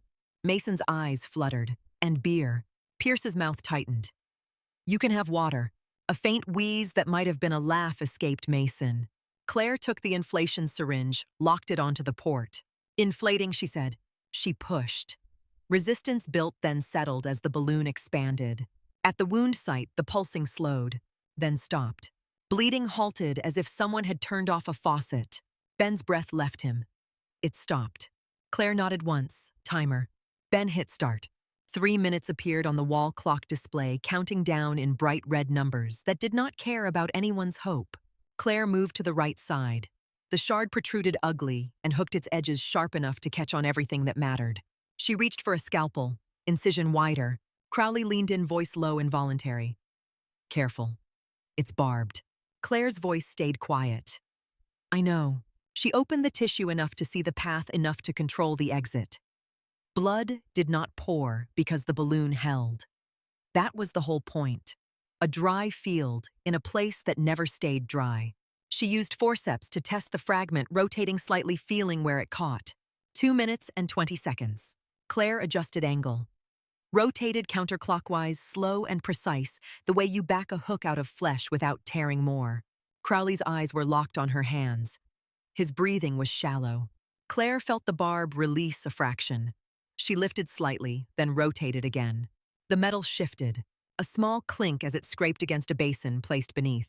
Claire pulled it free in one smooth, controlled motion and dropped it into the metal tray. The room flinched collectively, expecting blood. Nothing came. Ben's voice shook. 2 minutes. Claire's eyes snapped to the artery wall. It was torn, jagged. A 2-centimeter laceration that looked like it wanted to become a disaster. Suture, Claire said. Crowley handed her a packet, fingers tight. 6-0 Proline. Claire tore it open, loaded the needle driver, and started stitching. Loop tie cut. Loop tie cut. Her hands moved fast, but not sloppy. Each bite was deliberate, catching intima without shredding it, pulling edges together just enough to seal without narrowing the lumen too far. Crowley whispered, unable to stop himself, "You're going too fast. You'll miss the layer." Claire's jaw tightened. "I never miss." 1 minute and 20 seconds. Ben's voice sounded strained, color change in the legs. Claire did not look up. She could feel the time pressing against her back like a hand. She kept stitching. The artery began to look like a tube. Again, not a torn hose. Blood wanted to surge behind the repair, like a crowd behind a door. The balloon held it back, but the balloon had its own cost. No flow meant no oxygen to the lower body. Muscles began to starve. Nerves began to complain. The clock was not just a clock. It was tissue dying by the second. 50 seconds. Claire tightened a knot and clipped it clean. Crowley's voice turned tight. "This is impossible." Claire did not answer. 30 seconds. Ben's eyes flicked to the monitor, then to Mason's face. Pressure holding. Heart rate 140. Pierce kept talking to Mason, voice steady, refusing to let him drift. "Tell me the dumbest thing you ever did." Mason's lips parted, jumped off a roof into a pool. Pierce's voice softened. "That tracks." 10 seconds. Claire placed the final stitch. She tied the knot, cinched it down, and trimmed the tail. "Balloon down," Claire said. She released the air from the device. Blood rushed back into the pelvis with a pressure that could have blown the repair apart. Everyone watched the suture line. No one breathed. 1 second. 2. 3. The artery pulsed. Thump, thump, thump. It held. Not a single drop leaked. Ben's hands moved to Mason's feet, fingers searching with a reverence that looked like prayer.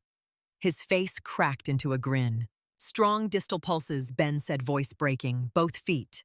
A sound rose in the room, not a cheer, not a shout, more like a collective release of breath that had been trapped for too long. One of the seals at the door bumped Atlas's shoulder, a quiet gesture of relief. Pierce's eyes closed for a second, his jaw clenched hard. Claire stepped back and stripped off her gloves, hands suddenly feeling heavy as if gravity had doubled. The adrenaline that had held her upright drained out of her all at once. Her knees softened. Pierce was there, instantly catching her elbow. "I've got you," he said. Claire looked up at him, and for a moment, she was not Raven, not an operator, medic, not a ghost nurse. She was just a person standing in a room that smelled like blood and disinfectant and truth. Crowley stared at the repair site like it was art. His face had lost its arrogance. What remained looked like shock and something close to awe. He swallowed hard. "That was," he started, then stopped as if words were too small. Claire's voice was calm but tired. "He's stable." Ben nodded quickly. "Vitals improving, skin color coming back." Pierce leaned down to Mason. "You hear that? You're staying." Mason's eyes fluttered open briefly. He looked toward Claire. His lips moved. "Raven," he whispered, faint but real. Claire leaned in close. "Rest," she said. You did your part. Mason's eyes closed. The SEALs moved fast after that. Efficiency returned like muscle memory. They switched Mason to a transport litter, secured lines, and monitors moved him as if the hospital were hostile territory and time was a weapon. Pierce gave quick orders into his headset. Atlas signaled 2 men. The formation shifted, covering corners, owning hallways. In less than 2 minutes, they were rolling Mason back toward the elevator. Crowley took a step forward, reflexively reaching out as if to reclaim the room.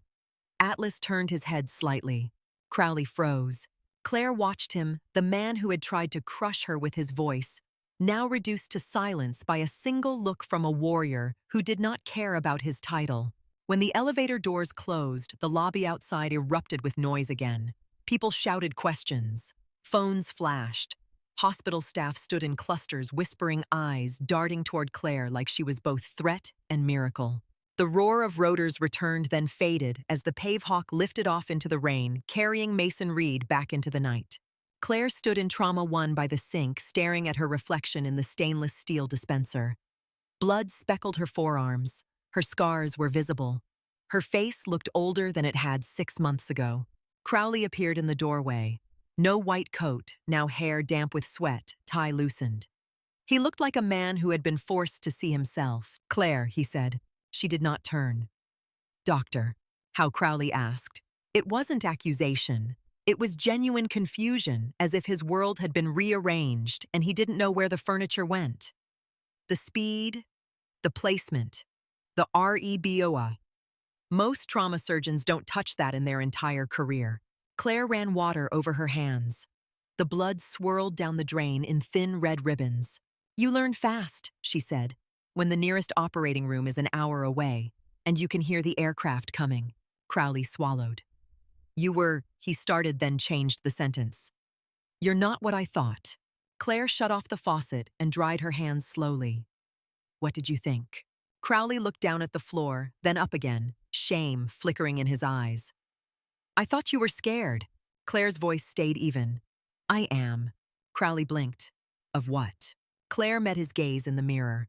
"Of people who confuse volume with competence." Crowley's mouth tightened. About the coffee, he started awkward. "And what I said. I was under stress." Claire turned finally and looked at him directly. "Save it." Crowley flinched, slightly surprised by the flatness. Claire's eyes narrowed.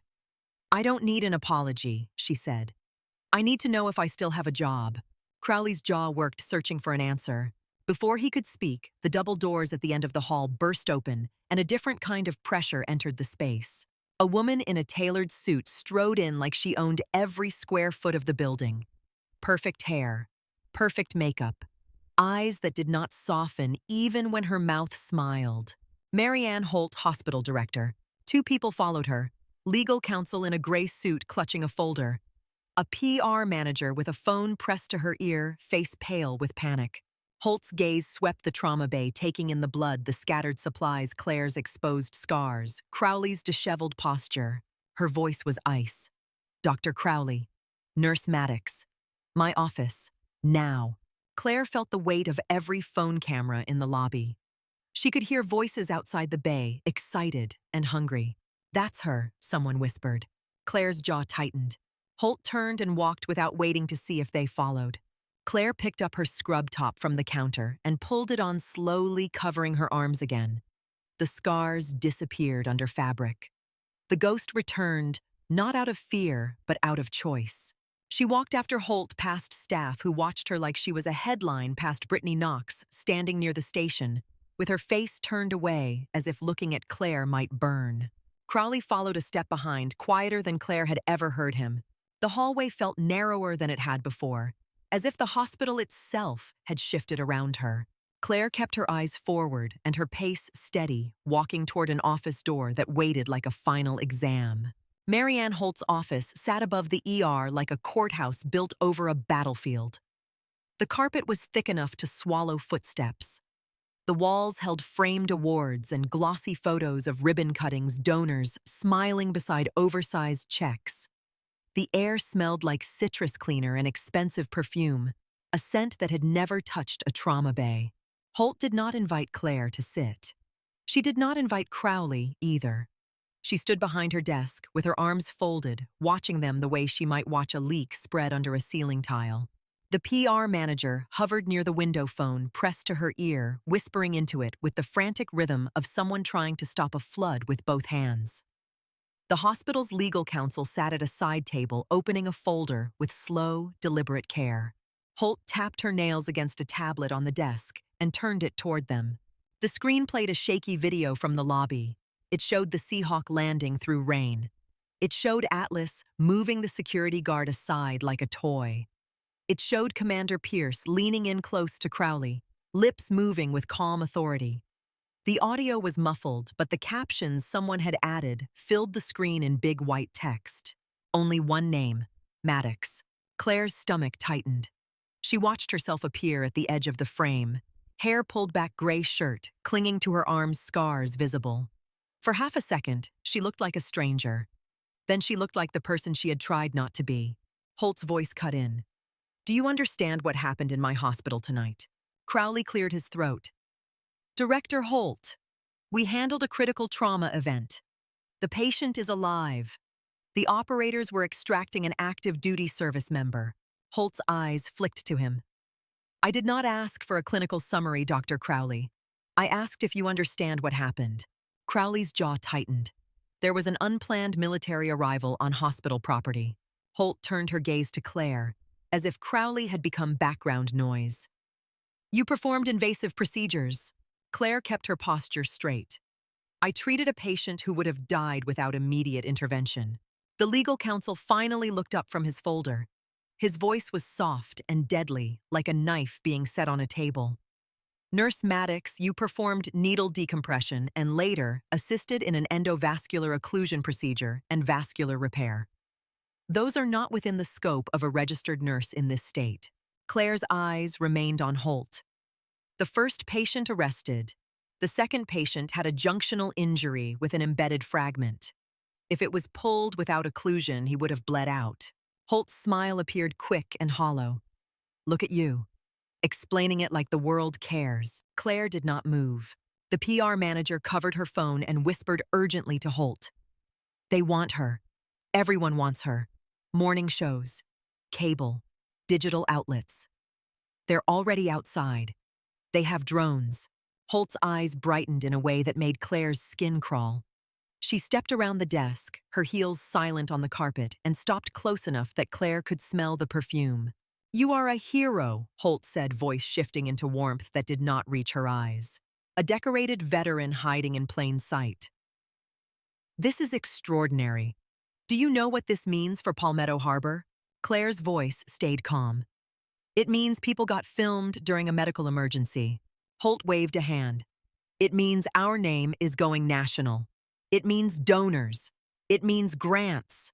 It means the board stops looking at our budget like it's a crime scene. It means you give a statement that we craft and we control this story before it controls us." Claire heard her own voice leave her mouth before she could second-guess it. "No." Holt blinked as if the word had surprised her. Claire continued steady. "I am not doing interviews." The warmth vanished from Holt's face as fast as a light going out. "Excuse me?" Claire held her gaze. "I will not be used as a prop. I came here to work. I came here to be a nurse." Holt's eyes narrowed. "You should have thought about that before you played surgeon." Claire felt Crowley shift beside her as if he wanted to speak, then thought better of it. His silence was louder than any apology. The legal counsel flipped a page in his folder. "We have liability exposure, criminal exposure. The state board will investigate. There is a possibility of immediate suspension." Holt watched Claire like she was weighing how much pressure it would take to crack her. "I can protect you," Holt said. "If you cooperate. If you sit down with PR and we craft a narrative that keeps the hospital safe." Claire's voice remained flat. "A narrative." Holt's smile returned sharp. "Yes. A narrative. You acted on instinct. You used training. You were under extreme duress. Mercy culture supports veterans. Mercy culture saves lives. We wrap it in gratitude and professionalism." Claire looked at the tablet again. On screen, her face was frozen in the moment before she walked into the lobby. In that frame, her eyes looked like they belonged to someone who had no patience for spin. "I will not lie," Claire said. Holt's gaze hardened. "Then you will not like what happens next." Claire did not blink. "Do what you have to do." Holt stepped closer, voice dropping low so it felt private, even with two people in the room. "If you do not cooperate, I will report you as a rogue employee who performed unauthorized procedures. I will terminate you for cause. I will hand your file to the board with a bow on it. And when the state comes for your license, I will not lift a finger." Claire felt something settle in her chest. Not fear, relief almost. The threat was clear. Clear was easier than the slow poison of uncertainty. Crowley finally spoke, voice strained. "Director Holt, she saved that patient. If she had not acted, we would have had a dead active duty service member on our floor. Do you understand what that would have done?" Holt turned to him, lips curling. "You are very brave in this room, Doctor. Where was this bravery when you were in charge of the trauma bay?" Crowley flinched, his face flushed. "I was managing multiple casualties." Holt's voice stayed icy. "You were losing control. She took it from you. And now I have cameras outside my building and a military aircraft on my lawn. I have donors calling me at midnight. I have reporters in the parking lot. I have the state board's voicemail in my ear. Do not lecture me about bravery." She turned back to Claire. "You will meet with PR in the morning." Claire's answer was immediate, no. Holt stared at her for a long moment. Then she nodded once, as if concluding a transaction. "Fine," Holt said. "Security will escort you out. You are suspended pending investigation. Effective immediately." The words hit the room with the dull weight of a sentence. Claire's shoulders remained level. "In writing." The legal counsel's pen paused. "We can provide documentation." Holt's eyes narrowed. "You're going to make this difficult." Claire's voice stayed even. "You already did." Holt pointed toward the door. "Get out." Claire turned and walked out of the office without running, without slamming the door, without giving Holt the satisfaction of a visible crack. Crowley followed a step behind his footsteps, finally making sound on the thick carpet. In the hallway outside the hospital felt different. It had the same lights, the same walls, the same smell of disinfectant. But the air was charged now electric with rumor and attention. As they moved toward the elevators, Claire heard voices rising from below, the echo of a crowd gathering. Someone shouted her name like it was a chant. Maddox. Raven. A word she had not heard in years, dragged into public by strangers with phones. Crowley glanced at her. His voice was low. "I didn't know." Claire did not look at him. "You didn't want to know." They reached the lobby, and the noise hit them full force. Reporters pressed against the glass doors, rain slicking their hair, microphones, raised camera lights glaring like search beams. News vans lined the curb. Satellite dishes tilted toward the sky. The hospital's front lawn looked torn, up hedges, flattened grass churned into mud where the Seahawk had landed. Security tried to hold a line, but their bodies looked thin compared to the hunger outside. Claire's skin tightened.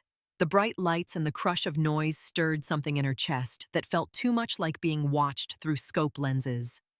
Too much like being pinned. The PR manager was already in the lobby, speaking to a camera crew as if she had been born for it.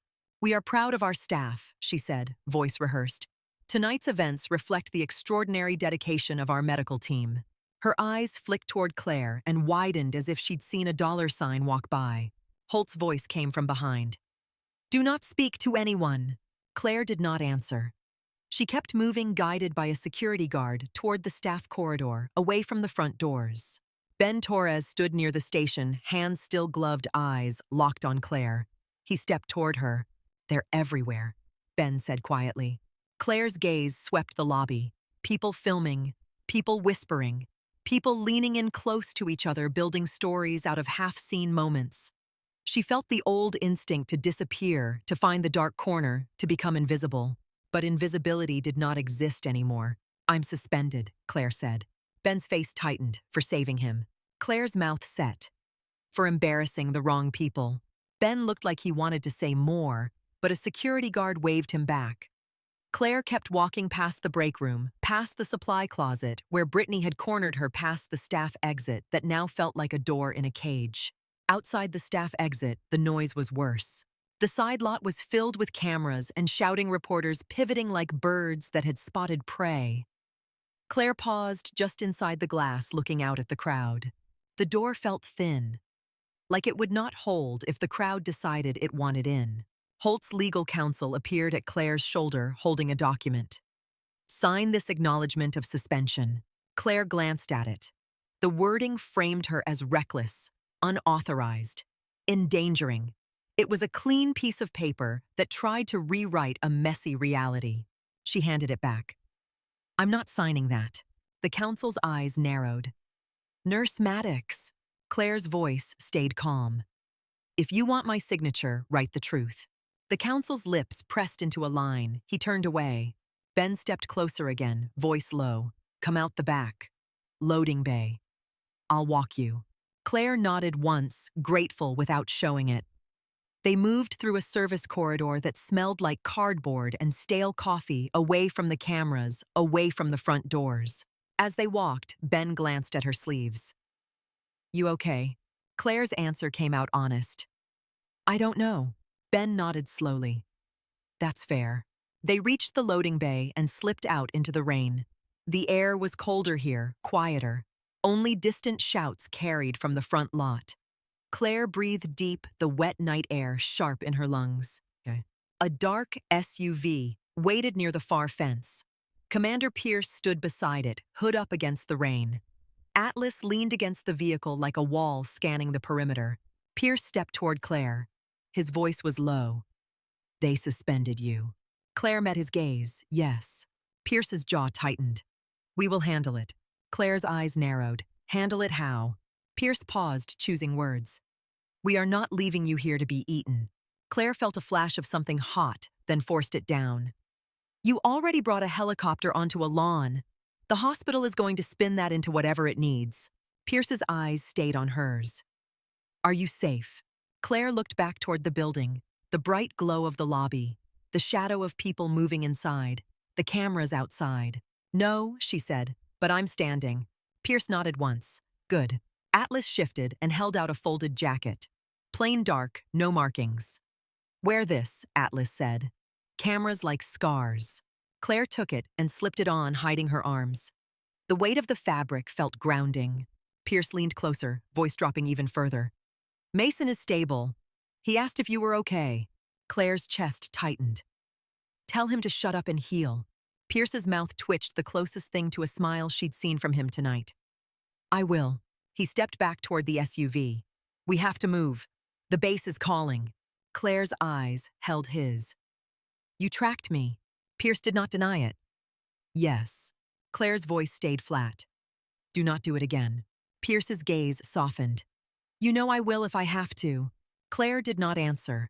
She watched him climb into the SUV, watched Atlas slide into the passenger seat, watched the vehicle pull away into the rain with a quiet efficiency that made the night feel emptier. Ben stood beside her under the loading dock light. The rain ran off his hair and down his forehead. You going home?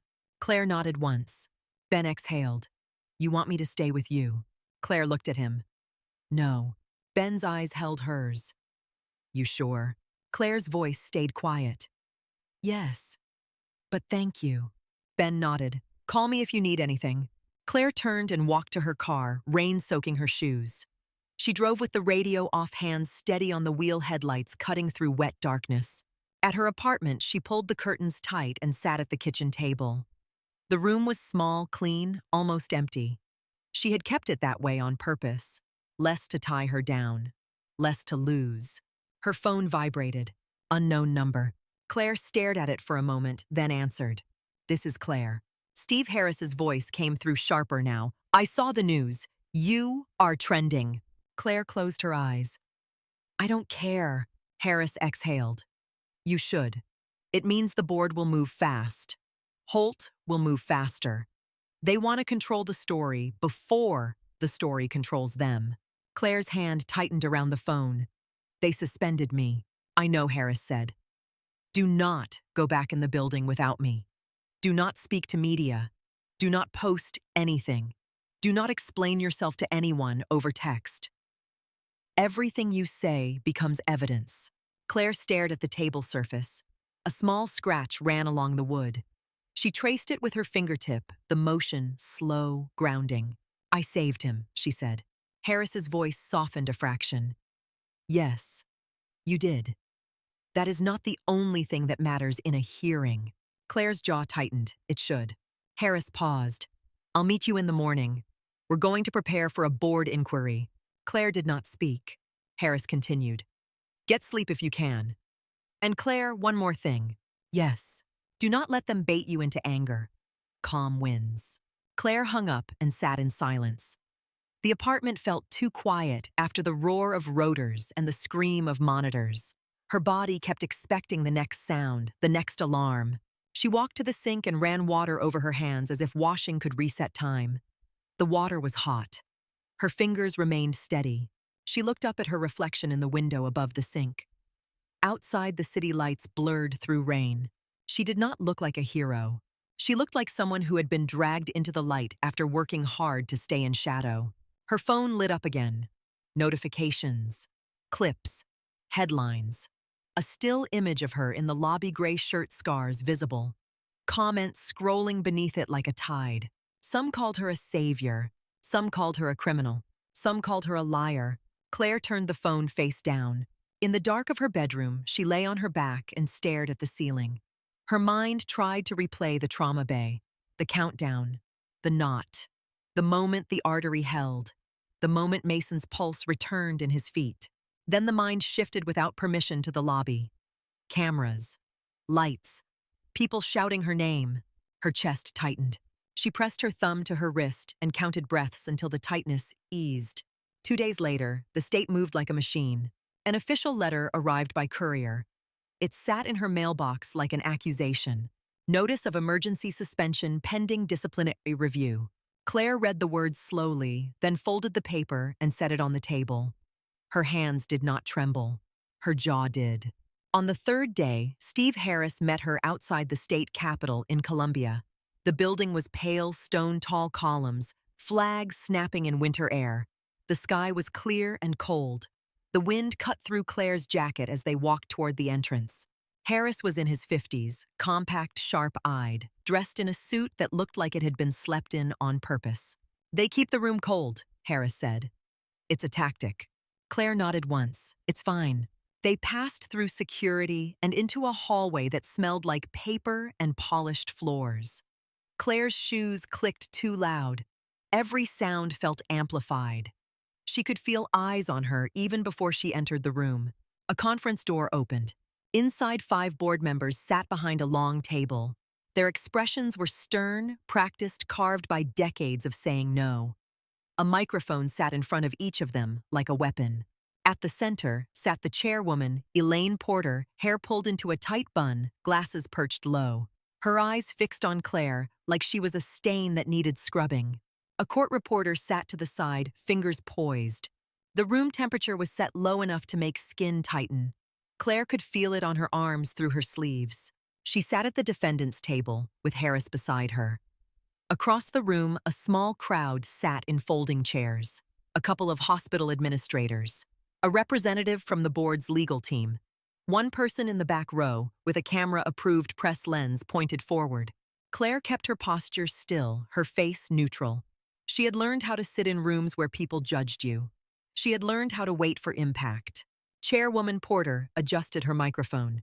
Claire Maddox, she began, voice clipped.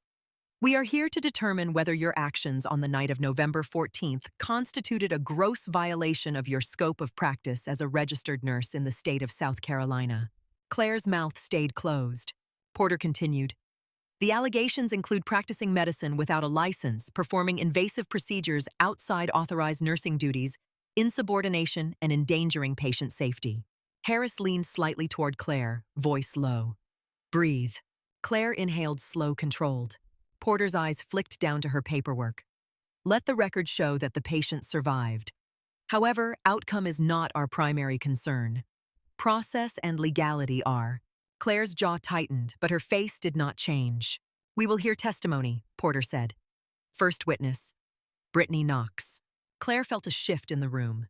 Not surprise, but anticipation. The door opened and Brittany walked in. She wore a conservative blouse and skirt, hair pulled back, face pale. Her eyes did not land on Claire. She sat in the witness chair and folded her hands tightly. Porter's voice softened into the tone people use when they think they are hearing the truth. Ms. Knox, describe what you observed. Brittany swallowed. Claire Maddox was always unstable, quiet, shaky hands. She avoided people. When the military men came in, she changed. She started barking orders at doctors. She shoved me out of the way. It was terrifying. Claire watched Brittany's mouth move. The words sounded wrong in the air like a bad radio transmission. Porter's eyes narrowed. Did she appear competent during the procedure? Brittany hesitated, then leaned into the lie. I couldn't tell. I was too scared. It looked like butchery. Dr. Crowley tried to stop her, and the soldiers threatened him. A murmur moved through the board members. Not sympathy for Claire. Sympathy for a story that gave them permission to condemn. Harris's pen moved on a legal pad. His face stayed still. Claire kept her gaze on Brittany. She saw the fear in Brittany's eyes, the desperate need to save herself by throwing someone else into the fire. Porter asked, "Did you observe any harm to the patient?" Brittany shook her head quickly. He lived, but I think it was luck. A lucky guess. Harris stood. Madam Chair, may I question? Porter nodded. Harris's voice was calm. Miss Knox, you described Ms. Maddox as shaky. Yet you also testified she performed a complex procedure with speed. Which is it? Brittany blinked. I don't know. She was shaking earlier. Then she snapped. Harris nodded once. You told the board she shoved you. How did she shove you? Brittany's hands tightened. She grabbed my arm and pushed me away. Harris's eyes held hers. Did you fall? No. Did you sustain bruising? No. Harris nodded again, slow. So she moved you out of her way during a resuscitation. Brittany's face flushed. It was aggressive. Harris turned slightly to the board. During a code space is limited. Seconds matter. Porter's mouth tightened. Mr. Harris, keep your commentary for closing. Harris glanced back at Brittany. Ms. Knox, did you tell Ms. Maddox to leave the trauma bay? Brittany swallowed. Yes. Dr. Crowley ordered it. Harris's voice stayed smooth. And did she leave? Brittany hesitated. No. Harris nodded, because the patient arrested. Brittany's eyes flicked down. Yes. Harris stepped back. No further questions. Porter dismissed Brittany with a small nod. Brittany stood quickly and left without looking at Claire. Claire remained still. She felt the urge to chase the lie, to correct it, to expose it. She forced it down. Calm wins, Harris had said. Porter called the next witness, Dr. Ethan Crowley. The door opened and Crowley walked in wearing a suit that fit him better than humility. He looked tired. His eyes were shadowed. He sat in the witness chair and glanced once toward Claire. The malice that had lived in his eyes at the hospital was gone. In its place was something complicated, like resentment, tangled with respect. Porter's voice was crisp again. Dr. Crowley, did you authorize Nurse Maddox to perform needle decompression on a patient, and later an endovascular balloon occlusion with vascular repair? Crowley's throat worked. No. A murmur ran through the room. The board members looked at each other as if the case had just been delivered with a ribbon. Porter leaned forward. Did you attempt to stop her? Yes, Crowley said, initially. Porter's eyes narrowed. Then why did you stop trying? Crowley paused. He looked down at his hands, then back up. Because the patient would have died. The room went still. Porter's expression did not soften.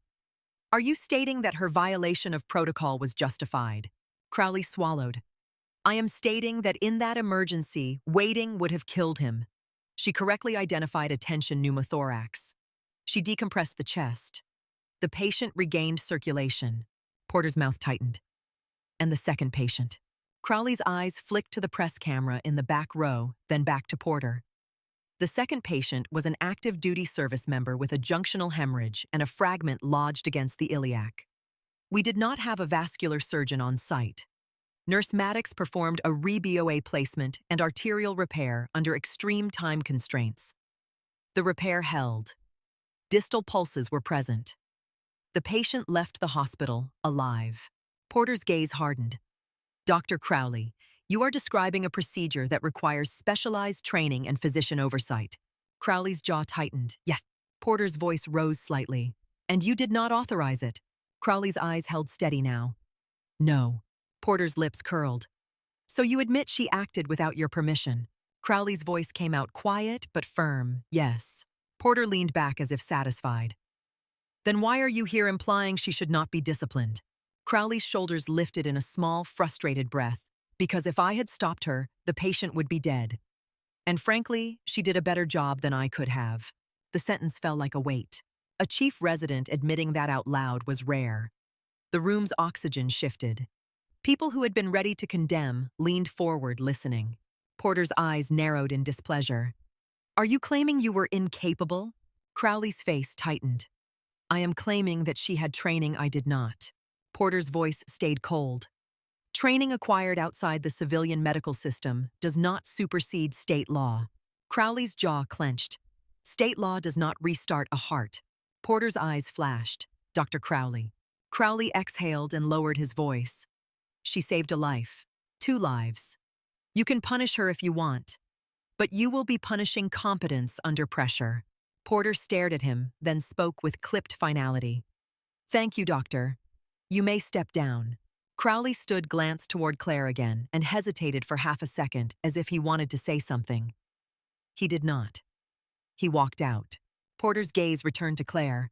Ms. Maddox, she said. Your background, whatever it may be, does not grant you authority to disregard the scope of practice. You undermined physician leadership. You exposed the hospital to risk. This board cannot tolerate cowboy medicine. Claire's hands remained folded in front of her. She kept her voice steady. With respect, Chairwoman Porter, a dying patient does not care about titles. Porter's eyes narrowed. Do you acknowledge that you violated protocol? Claire's answer was simple. I acted in an emergency. Porter's voice sharpened. Do you acknowledge you were ordered to stop? Claire held her gaze. Yes. Porter's mouth tightened. And you continued anyway. Claire did not look away. Yes. Porter leaned forward. Then explain why this board should not revoke your license. Claire felt the room focus on her. The press camera in the back row hummed softly. Harris leaned slightly toward her, a warning in his posture to stay measured. Claire spoke without raising her voice, because the patient was in obstructive shock. He coded. The procedure was the intervention that reverses that physiology. Without it, he dies. Porter's eyes flashed. That is outcome-based reasoning. We have standards. Claire's jaw tightened. Standards exist to save lives. Porter's lips pressed into a line. Standards exist to protect the public from unlicensed practice. Claire felt a flicker of anger rise quick and sharp. She forced it down. She breathed. My hands did not do this to feel powerful, she said. They did it because the alternative was watching someone die when I had the ability to stop it. Porter's gaze stayed hard. Ability does not equal authorization. Claire nodded once, slow. Then the system is built to fail people in the worst moment. Porter's face reddened. Your insolence is noted. Harris stood quickly. Madam Chair, my client is describing a good faith response to an emergency. Porter's hand lifted, stopping him. We have heard enough. She turned her head slightly to the other board members. They exchanged brief looks. Pens moved. Pages flipped. The decision formed in the small, silent motions of bureaucracy. Porter faced forward again, voice clipped. Based on testimony and evidence, I am recommending immediate and permanent revocation of Claire Maddox's nursing license. The words hit Claire's chest with a dull force. She remained still.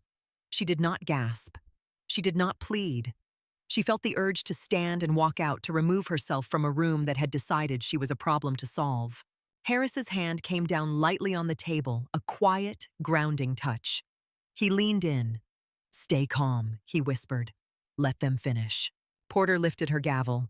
The room was so quiet, Claire could hear the press camera's soft motor. She could hear her own breath. A knock sounded at the back doors. not polite, not hesitant, firm enough to carry authority. Porter froze, gavel suspended in the air. Her eyes snapped toward the doors. A second knock followed, then the doors opened. Two uniformed Navy Shore Patrol stepped inside, white caps and dark dress uniforms crisp against the drab conference room. They held the doors wide without looking at anyone in the room. A man entered behind them. He moved with the unhurried certainty of someone who did not ask permission, because permission was assumed. His dress uniform was heavy with gold braid. Medals caught the fluorescent light when he turned his head. His gaze swept the room once, then fixed on the board's table with quiet intensity. Claire's breath stopped for half a second as recognition hit her like a delayed shock. The man's eyes landed on her. They did not soften, but they did not look away either. "Madam Chair," the man said, voice deep and controlled. "This hearing is over." The words landed in the cold room like a weight dropped on a table. "Madam Chair, this hearing is over." Elaine Porter's mouth opened, then closed, as if her brain had to catch up to the kind of authority that did not ask permission. The other board members stood reflexively, chairs scraping on tile. Even the court reporter's fingers paused above the keys. The man in dress blues took one more step forward. His uniform was immaculate gold braid catching the fluorescent glare. His face was cut from old discipline, the kind that had learned to stay calm while other people panicked. He carried a leather briefcase in his left hand like it was light. Porter found her voice again, tight and offended. "This is a closed state hearing. You have no jurisdiction here." The man's gaze stayed steady. "Vice Admiral Thomas Maddox, Judge, Advocate General of the United States Navy." The title moved through the room like a pressure change. The press camera in the back row dipped slightly, then rose again, hungry. Porter forced herself upright, trying to pull her authority back around her like a coat. "Admiral Maddox, with respect, this is an administrative matter under state nursing regulations." Admiral Maddox walked to the board table and set the briefcase down with a quiet finality. He snapped the latches open. Inside was a thick binder stamped with red markings that made the board members hesitate to even breathe near it. Porter's eyes flicked to the stamp and then away, as if reading it might implicate her. "What is that?" Porter demanded. Admiral Maddox slid the binder onto the table and placed his hand flat on it. The gesture looked gentle. It was not. "That," he said, "is classified operational medical doctrine." Porter's jaw tightened. "This board is not authorized to review classified materials." "That is correct," Admiral Maddox said, "which is why you are not reviewing anything. You are ending this hearing." Porter's face flushed. "We are in the middle of a disciplinary action regarding scope of practice." Admiral Maddox turned his head slightly and looked at Claire for the first time without scanning the room around her. His eyes held hers, and Claire felt something she did not expect. Not warmth, not forgiveness. Recognition. The air in her lungs tightened. Her hands remained folded on the table. She did not move. Admiral Maddox looked back at Porter. "You are attempting to discipline a service member for performing a procedure that falls under federal military jurisdiction," he said. "In an incident that includes active duty personnel and classified methodology." Porter's voice sharpened. "Claire Maddox is a civilian registered nurse employed by a private hospital." Admiral Maddox's mouth did not change. "Senior Chief Hospital Corpsman Claire Maddox is subject to the Uniform Code of Military Justice." A murmur moved through the room. One board member glanced at another. Someone shifted a stack of papers as if paper could protect them. Porter scoffed a thin, brittle sound. "She is not on active duty." Admiral Maddox opened the binder to a page marked with a tab and slid a single document forward, stopping it just short of Porter's hands. "She was reactivated under exigent circumstances," he said, "by the on-scene commander of a naval special warfare element, under emergency authority. The patient in question is an active duty service member. The moment that element entered the hospital for extraction, the trauma bay became a forward operational site for the purposes of that injury." Porter's eyes darted from the document to Admiral Maddox's face. "This is ridiculous." Admiral Maddox's voice remained calm. "It is not ridiculous. It is procedure." Porter's lips pressed into a line. Even if that were true, this board has a duty to protect the public. Admiral Maddox leaned forward slightly. The shift was small. It changed the room anyway. Protect the public from what he asked. Competence. Porter bristled from unlicensed practice. Admiral Maddox tapped the binder once with his finger. The technique used in that trauma bay is a standard of care for naval special warfare medics operating in austere environments. The protocol was authored by the service member you just attempted to strip of her livelihood. Claire felt Harris stiffen beside her. His eyes were wide now, focused on Admiral Maddox like he was watching a door open in a room he thought was sealed. Porter shook her head, trying to recover footing. A protocol does not grant legal authority. Admiral Maddox's gaze sharpened. You are correct. Federal authority grants legal authority. Porter's voice rose. This is still a state board. We have a process. Admiral Maddox straightened fully. His voice did not rise with hers. It simply expanded, filling the space without effort. You have two choices, he said. You can continue this proceeding, revoke her license, and I will subpoena every member of this board to testify before federal oversight regarding interference with national security assets and operational medical doctrine. Or you can dismiss these charges, immediately lift the suspension, and allow this service member to return to her civilian employment without further harassment. Porter's eyes flashed. That is a threat. Admiral Maddox's expression stayed unchanged. That is a fact. One of the board members cleared his throat, voice suddenly small. Admiral, we did not know her military status. Admiral Maddox did not look at him. Ignorance is not a defense for overreach. Porter's jaw worked, trying to produce words that would put her back in control. She glanced at the binder again, at the stamp, at the tabs, at the paper that looked heavier than it should have. Then her gaze shifted to the press camera in the back row, and Claire watched the calculation happen behind Porter's eyes. The room was no longer an insulated, bureaucratic machine. It had witnesses. It had a story. It had federal consequences. Porter's voice dropped, clipped. This board has not reviewed any classified material. Admiral Maddox nodded once. And you will not. Porter swallowed. If the patient was active duty and the procedures were conducted under military authority, then the jurisdiction may be outside this board's scope. Harris leaned closer to Claire, barely moving his mouth. They're backing down. Claire kept her eyes forward. She did not allow herself to relax.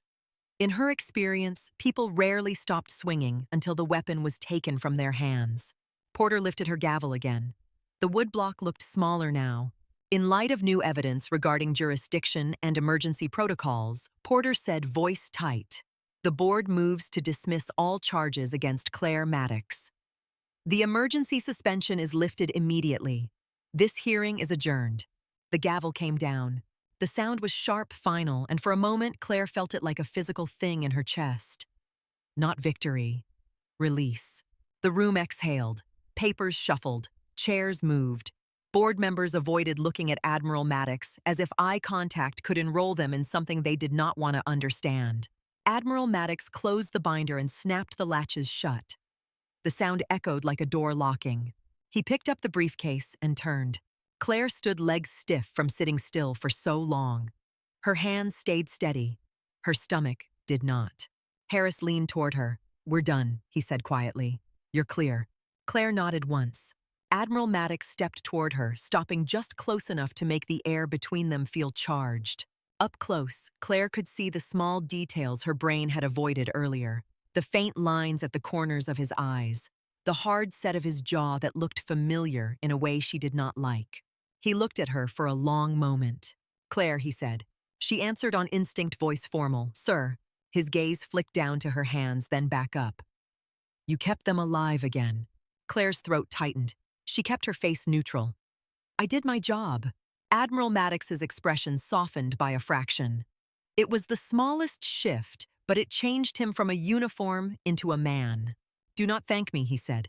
Thank Commander Pierce. Claire's eyes narrowed slightly. He called you. Admiral Maddox nodded. The minute he returned to base, he said you were getting railroaded. Claire felt a tightness behind her ribs and swallowed it down.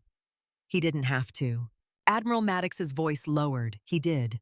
He hesitated, then added quieter, still. Your mother would have been proud. The words hit harder than anything Porter had said. Claire's jaw tightened, and for a second, she could not speak. Admiral Maddox watched her carefully, as if waiting for her to break or to run. Claire did neither.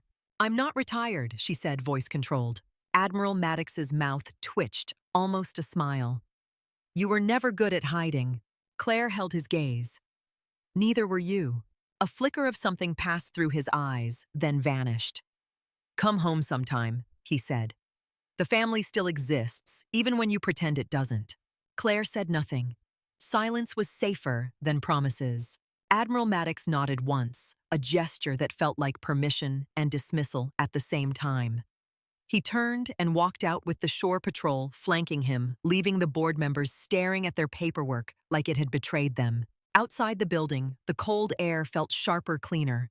Harris stood beside Claire on the steps, shoulders hunched against the wind. You're reinstated, he said. They can't touch your license on this incident. Claire looked out at the gray sky. The hospital can still fire me. Harris's mouth tightened. They can try. But now they have a different problem. Public attention and federal involvement. Claire did not react to that. Attention was not safety. Attention was a spotlight on a target.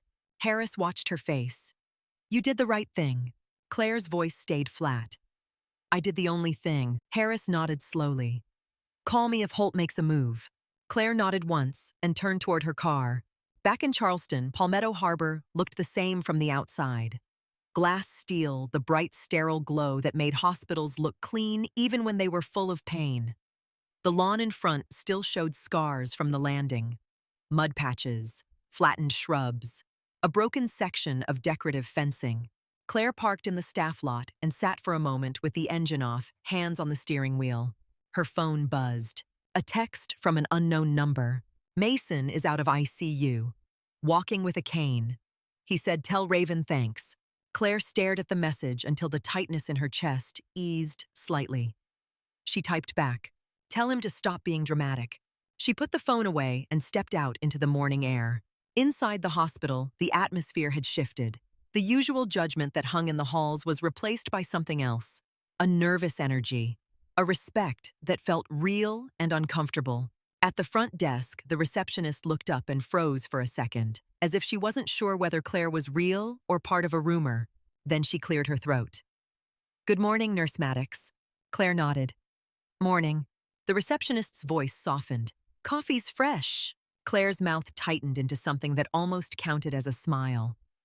Thanks. As she walked toward the ER, she felt eyes tracking her. Staff paused mid-conversation. A couple of residents fell silent. Whispers followed, but they were different now, threaded with awe and uncertainty. That's her. That's Maddox. That's the one the Navy came for. Claire did not look at them. She kept moving. At the nurses' station, Brittany Knox stood organizing charts with shaking hands. Her ponytail was looser than usual. Her lips were pale. When she saw Claire approaching, she froze like a deer in headlights. In passage. Claire, Brittany said, voice brittle. I put you in Trauma 1 today. If that's okay. Claire stopped in front of her. Close enough for Brittany to smell the soap on her scrubs. Brittany's eyes flicked down to Claire's sleeves, then back up. I didn't know, she whispered. About your background. Claire's voice stayed calm. My background isn't your business. Brittany swallowed. I lied, she said quickly, like the confession was burning her tongue. At the hearing. I panicked. Claire watched her for a long moment. Brittany's fear was real now. Fear did not erase what she'd done, but it changed the shape of the room. Claire glanced at Brittany's ponytail, which was dipping forward when she leaned over the charts. Tighten your hair, Claire said. It's going to contaminate your field. Brittany blinked, confused by the lack of venom. Yes. Yes, of course. Claire walked past her without another word. Ben Torres appeared at the edge of the station, eyes fixed on Claire, like he still couldn't reconcile the quiet nurse with the woman who had taken command of a trauma bay under a ticking clock. He stepped closer. You're back. Claire nodded. I'm back. Ben's voice lowered. You okay? Claire paused. The honest answer was complicated. She chose the usable one. I'm here, she said. Ben nodded slowly. Good. Across the room, Dr. Ethan Crowley stood near the break room door. He looked different. Not because he had changed clothes or expression, but because the arrogance had been dented hard enough to show the man underneath. He watched Claire approach and then stepped aside, holding the door open. Inside the break room, the coffee machine hissed. A few residents sat quietly pretending not to listen. Crowley leaned against the counter, hands in his pockets, posture less theatrical than usual. Claire poured herself coffee.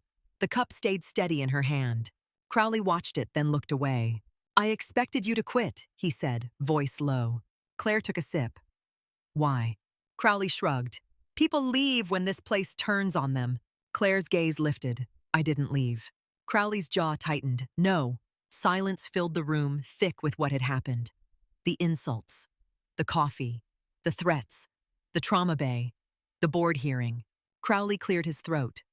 About what I said. About firing you. About the way I spoke to you. Claire's eyes stayed on him. Stop. Crowley blinked. Stop. Claire's voice was tired, not angry. I don't want your apology. Crowley's face tightened. You should. Claire set her cup down. I want competence in this ER. I want speed when speed matters. I want someone to call attention pneumothorax before a patient codes. Crowley flinched slightly, the memory landing. Claire continued calm and precise. If you want to be a good doctor, be a good doctor. If you want to be a leader, lead. Volume isn't leadership. Crowley stared at her. For the first time, there was no performance in his eyes. You're right, he said. Claire let the silence sit. Crowley exhaled. Holt is trying to figure out how to put your face on a billboard. Claire's mouth tightened. She can try. Crowley studied her. What do you want? Claire did not answer immediately. She looked out the break room window at the front lawn, still scarred and muddy. A reminder that something heavy had landed here and changed the ground. I want to run trauma training, Claire said. Crowley's brow lifted. You want to teach? I want to prepare this department, Claire said. Your residents freeze. They rely on screens. They don't trust their hands. When the room goes loud, they go slow. Crowley's eyes narrowed, not in anger, but in thought. You think you can fix that? Claire's voice stayed steady. Yes. Crowley let out a breath that sounded like surrender. Holt won't like it. Claire's eyes held his. Holt doesn't need to like it. Crowley nodded slowly. Lead trauma coordinator, he said.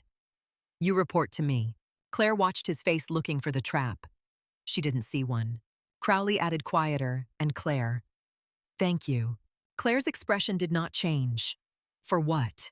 Crowley swallowed. For not letting him die. Claire nodded once. That's the job.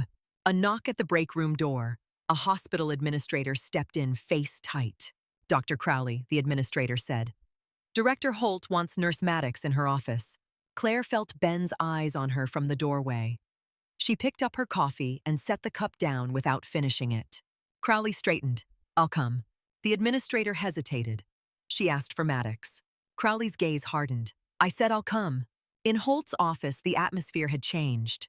The same awards, the same clean smell, but Holt's expression was different now, less confident, more controlled. She stood behind her desk, with a folder in front of her. Legal counsel sat nearby, face unreadable. Holt looked at Claire and forced a smile that did not reach her eyes. Claire, I'm glad you're back. Claire did not sit. I'm here to work. Holt's smile tightened. Of course. We're all here to work. Crowley stood at Claire's side, an anchor and a shield. Holt's gaze flicked to him, irritation flashing, before she smoothed it away. We've received notice from the state board, Holt said. Your suspension is lifted. Claire nodded once. Yes. Holt's fingers tapped the folder. Given the attention this incident has brought, the hospital would like to acknowledge your service and professionalism. Claire's voice stayed flat. No interviews. Holt's eyes narrowed. Claire, you're in a position to help this hospital, to help our veteran outreach, to help our community profile. Claire held her gaze. I'm not a marketing asset. Holt's smile thinned. You are an employee. Claire's tone did not change. Then treat me like one. Holt's nostrils flared. She glanced at her legal counsel, then back at Claire. We can keep this internal, Holt said. But you will follow hospital policy. Claire nodded. I follow policy when it saves lives. Holt's smile vanished. Careful. Crowley spoke before Claire could. Director Holt, she will be leading trauma training. Holt's eyes snapped to him. Excuse me. Crowley's voice was calm, effective immediately. That is my decision. Holt's jaw tightened. You don't have that authority. Crowley held her gaze. I do. And the board decision makes it very clear that escalating this will not go the way you want. Holt's eyes flicked toward Claire, assessing. The predator in her recalculated. Then Holt's smile returned synthetic. Fine. Trauma training. We'll discuss budget. Claire watched her, hearing the unspoken part. Holt would look for leverage elsewhere. Holt always did. Claire's voice remained steady. I'm going back to the floor. Holt nodded sharply. Go. Claire turned and walked out. Back in the ER, the rhythm of the day had started. Monitors beeped. Phones rang. A triage nurse spoke calmly to a mother with a sick child. A resident argued with a pharmacist about dosing. Normal in the way hospitals called normal. Claire stepped into Trauma 1 and looked at the room where her life had shifted. The sink, the lights, the metal cabinet where instruments waited, the place where the countdown had run red on the wall. Ben walked into the doorway and leaned against the frame. You really doing training? He asked. Claire nodded. Yes. Ben's mouth tilted into a small smile. Good. Claire checked the supply cabinets, touching items lightly, making mental notes. She could feel her body settling into the work again. Work was clean. Work made sense. Her phone buzzed once more. A text from Pierce. Mason is asking when you're coming to Virginia. He says he owes you a drink. Claire stared at the message for a second, then typed back. Tell him he owes me silence. And if he insists, whiskey. Neat. She put the phone away and looked at her reflection in the glass cabinet door. The scars were hidden under sleeves again, but she knew where they were. She knew what they meant. Ben's voice called from the hall. Nurse Maddox. Claire turned. Ben's expression had shifted into focus. The look people got when the room was about to get loud. Incoming MVC, Ben said. 2 victims unstable. Claire felt the familiar spark of adrenaline, not fear, not panic. A clean readiness that made her mind sharpen. She reached for her stethoscope and looped it around her neck. I'm ready, she said. The ambulance bay doors opened and the ER moved to meet the chaos. Claire stepped forward with steady hands and clear eyes, not a ghost, and not a headline, just the person the work required.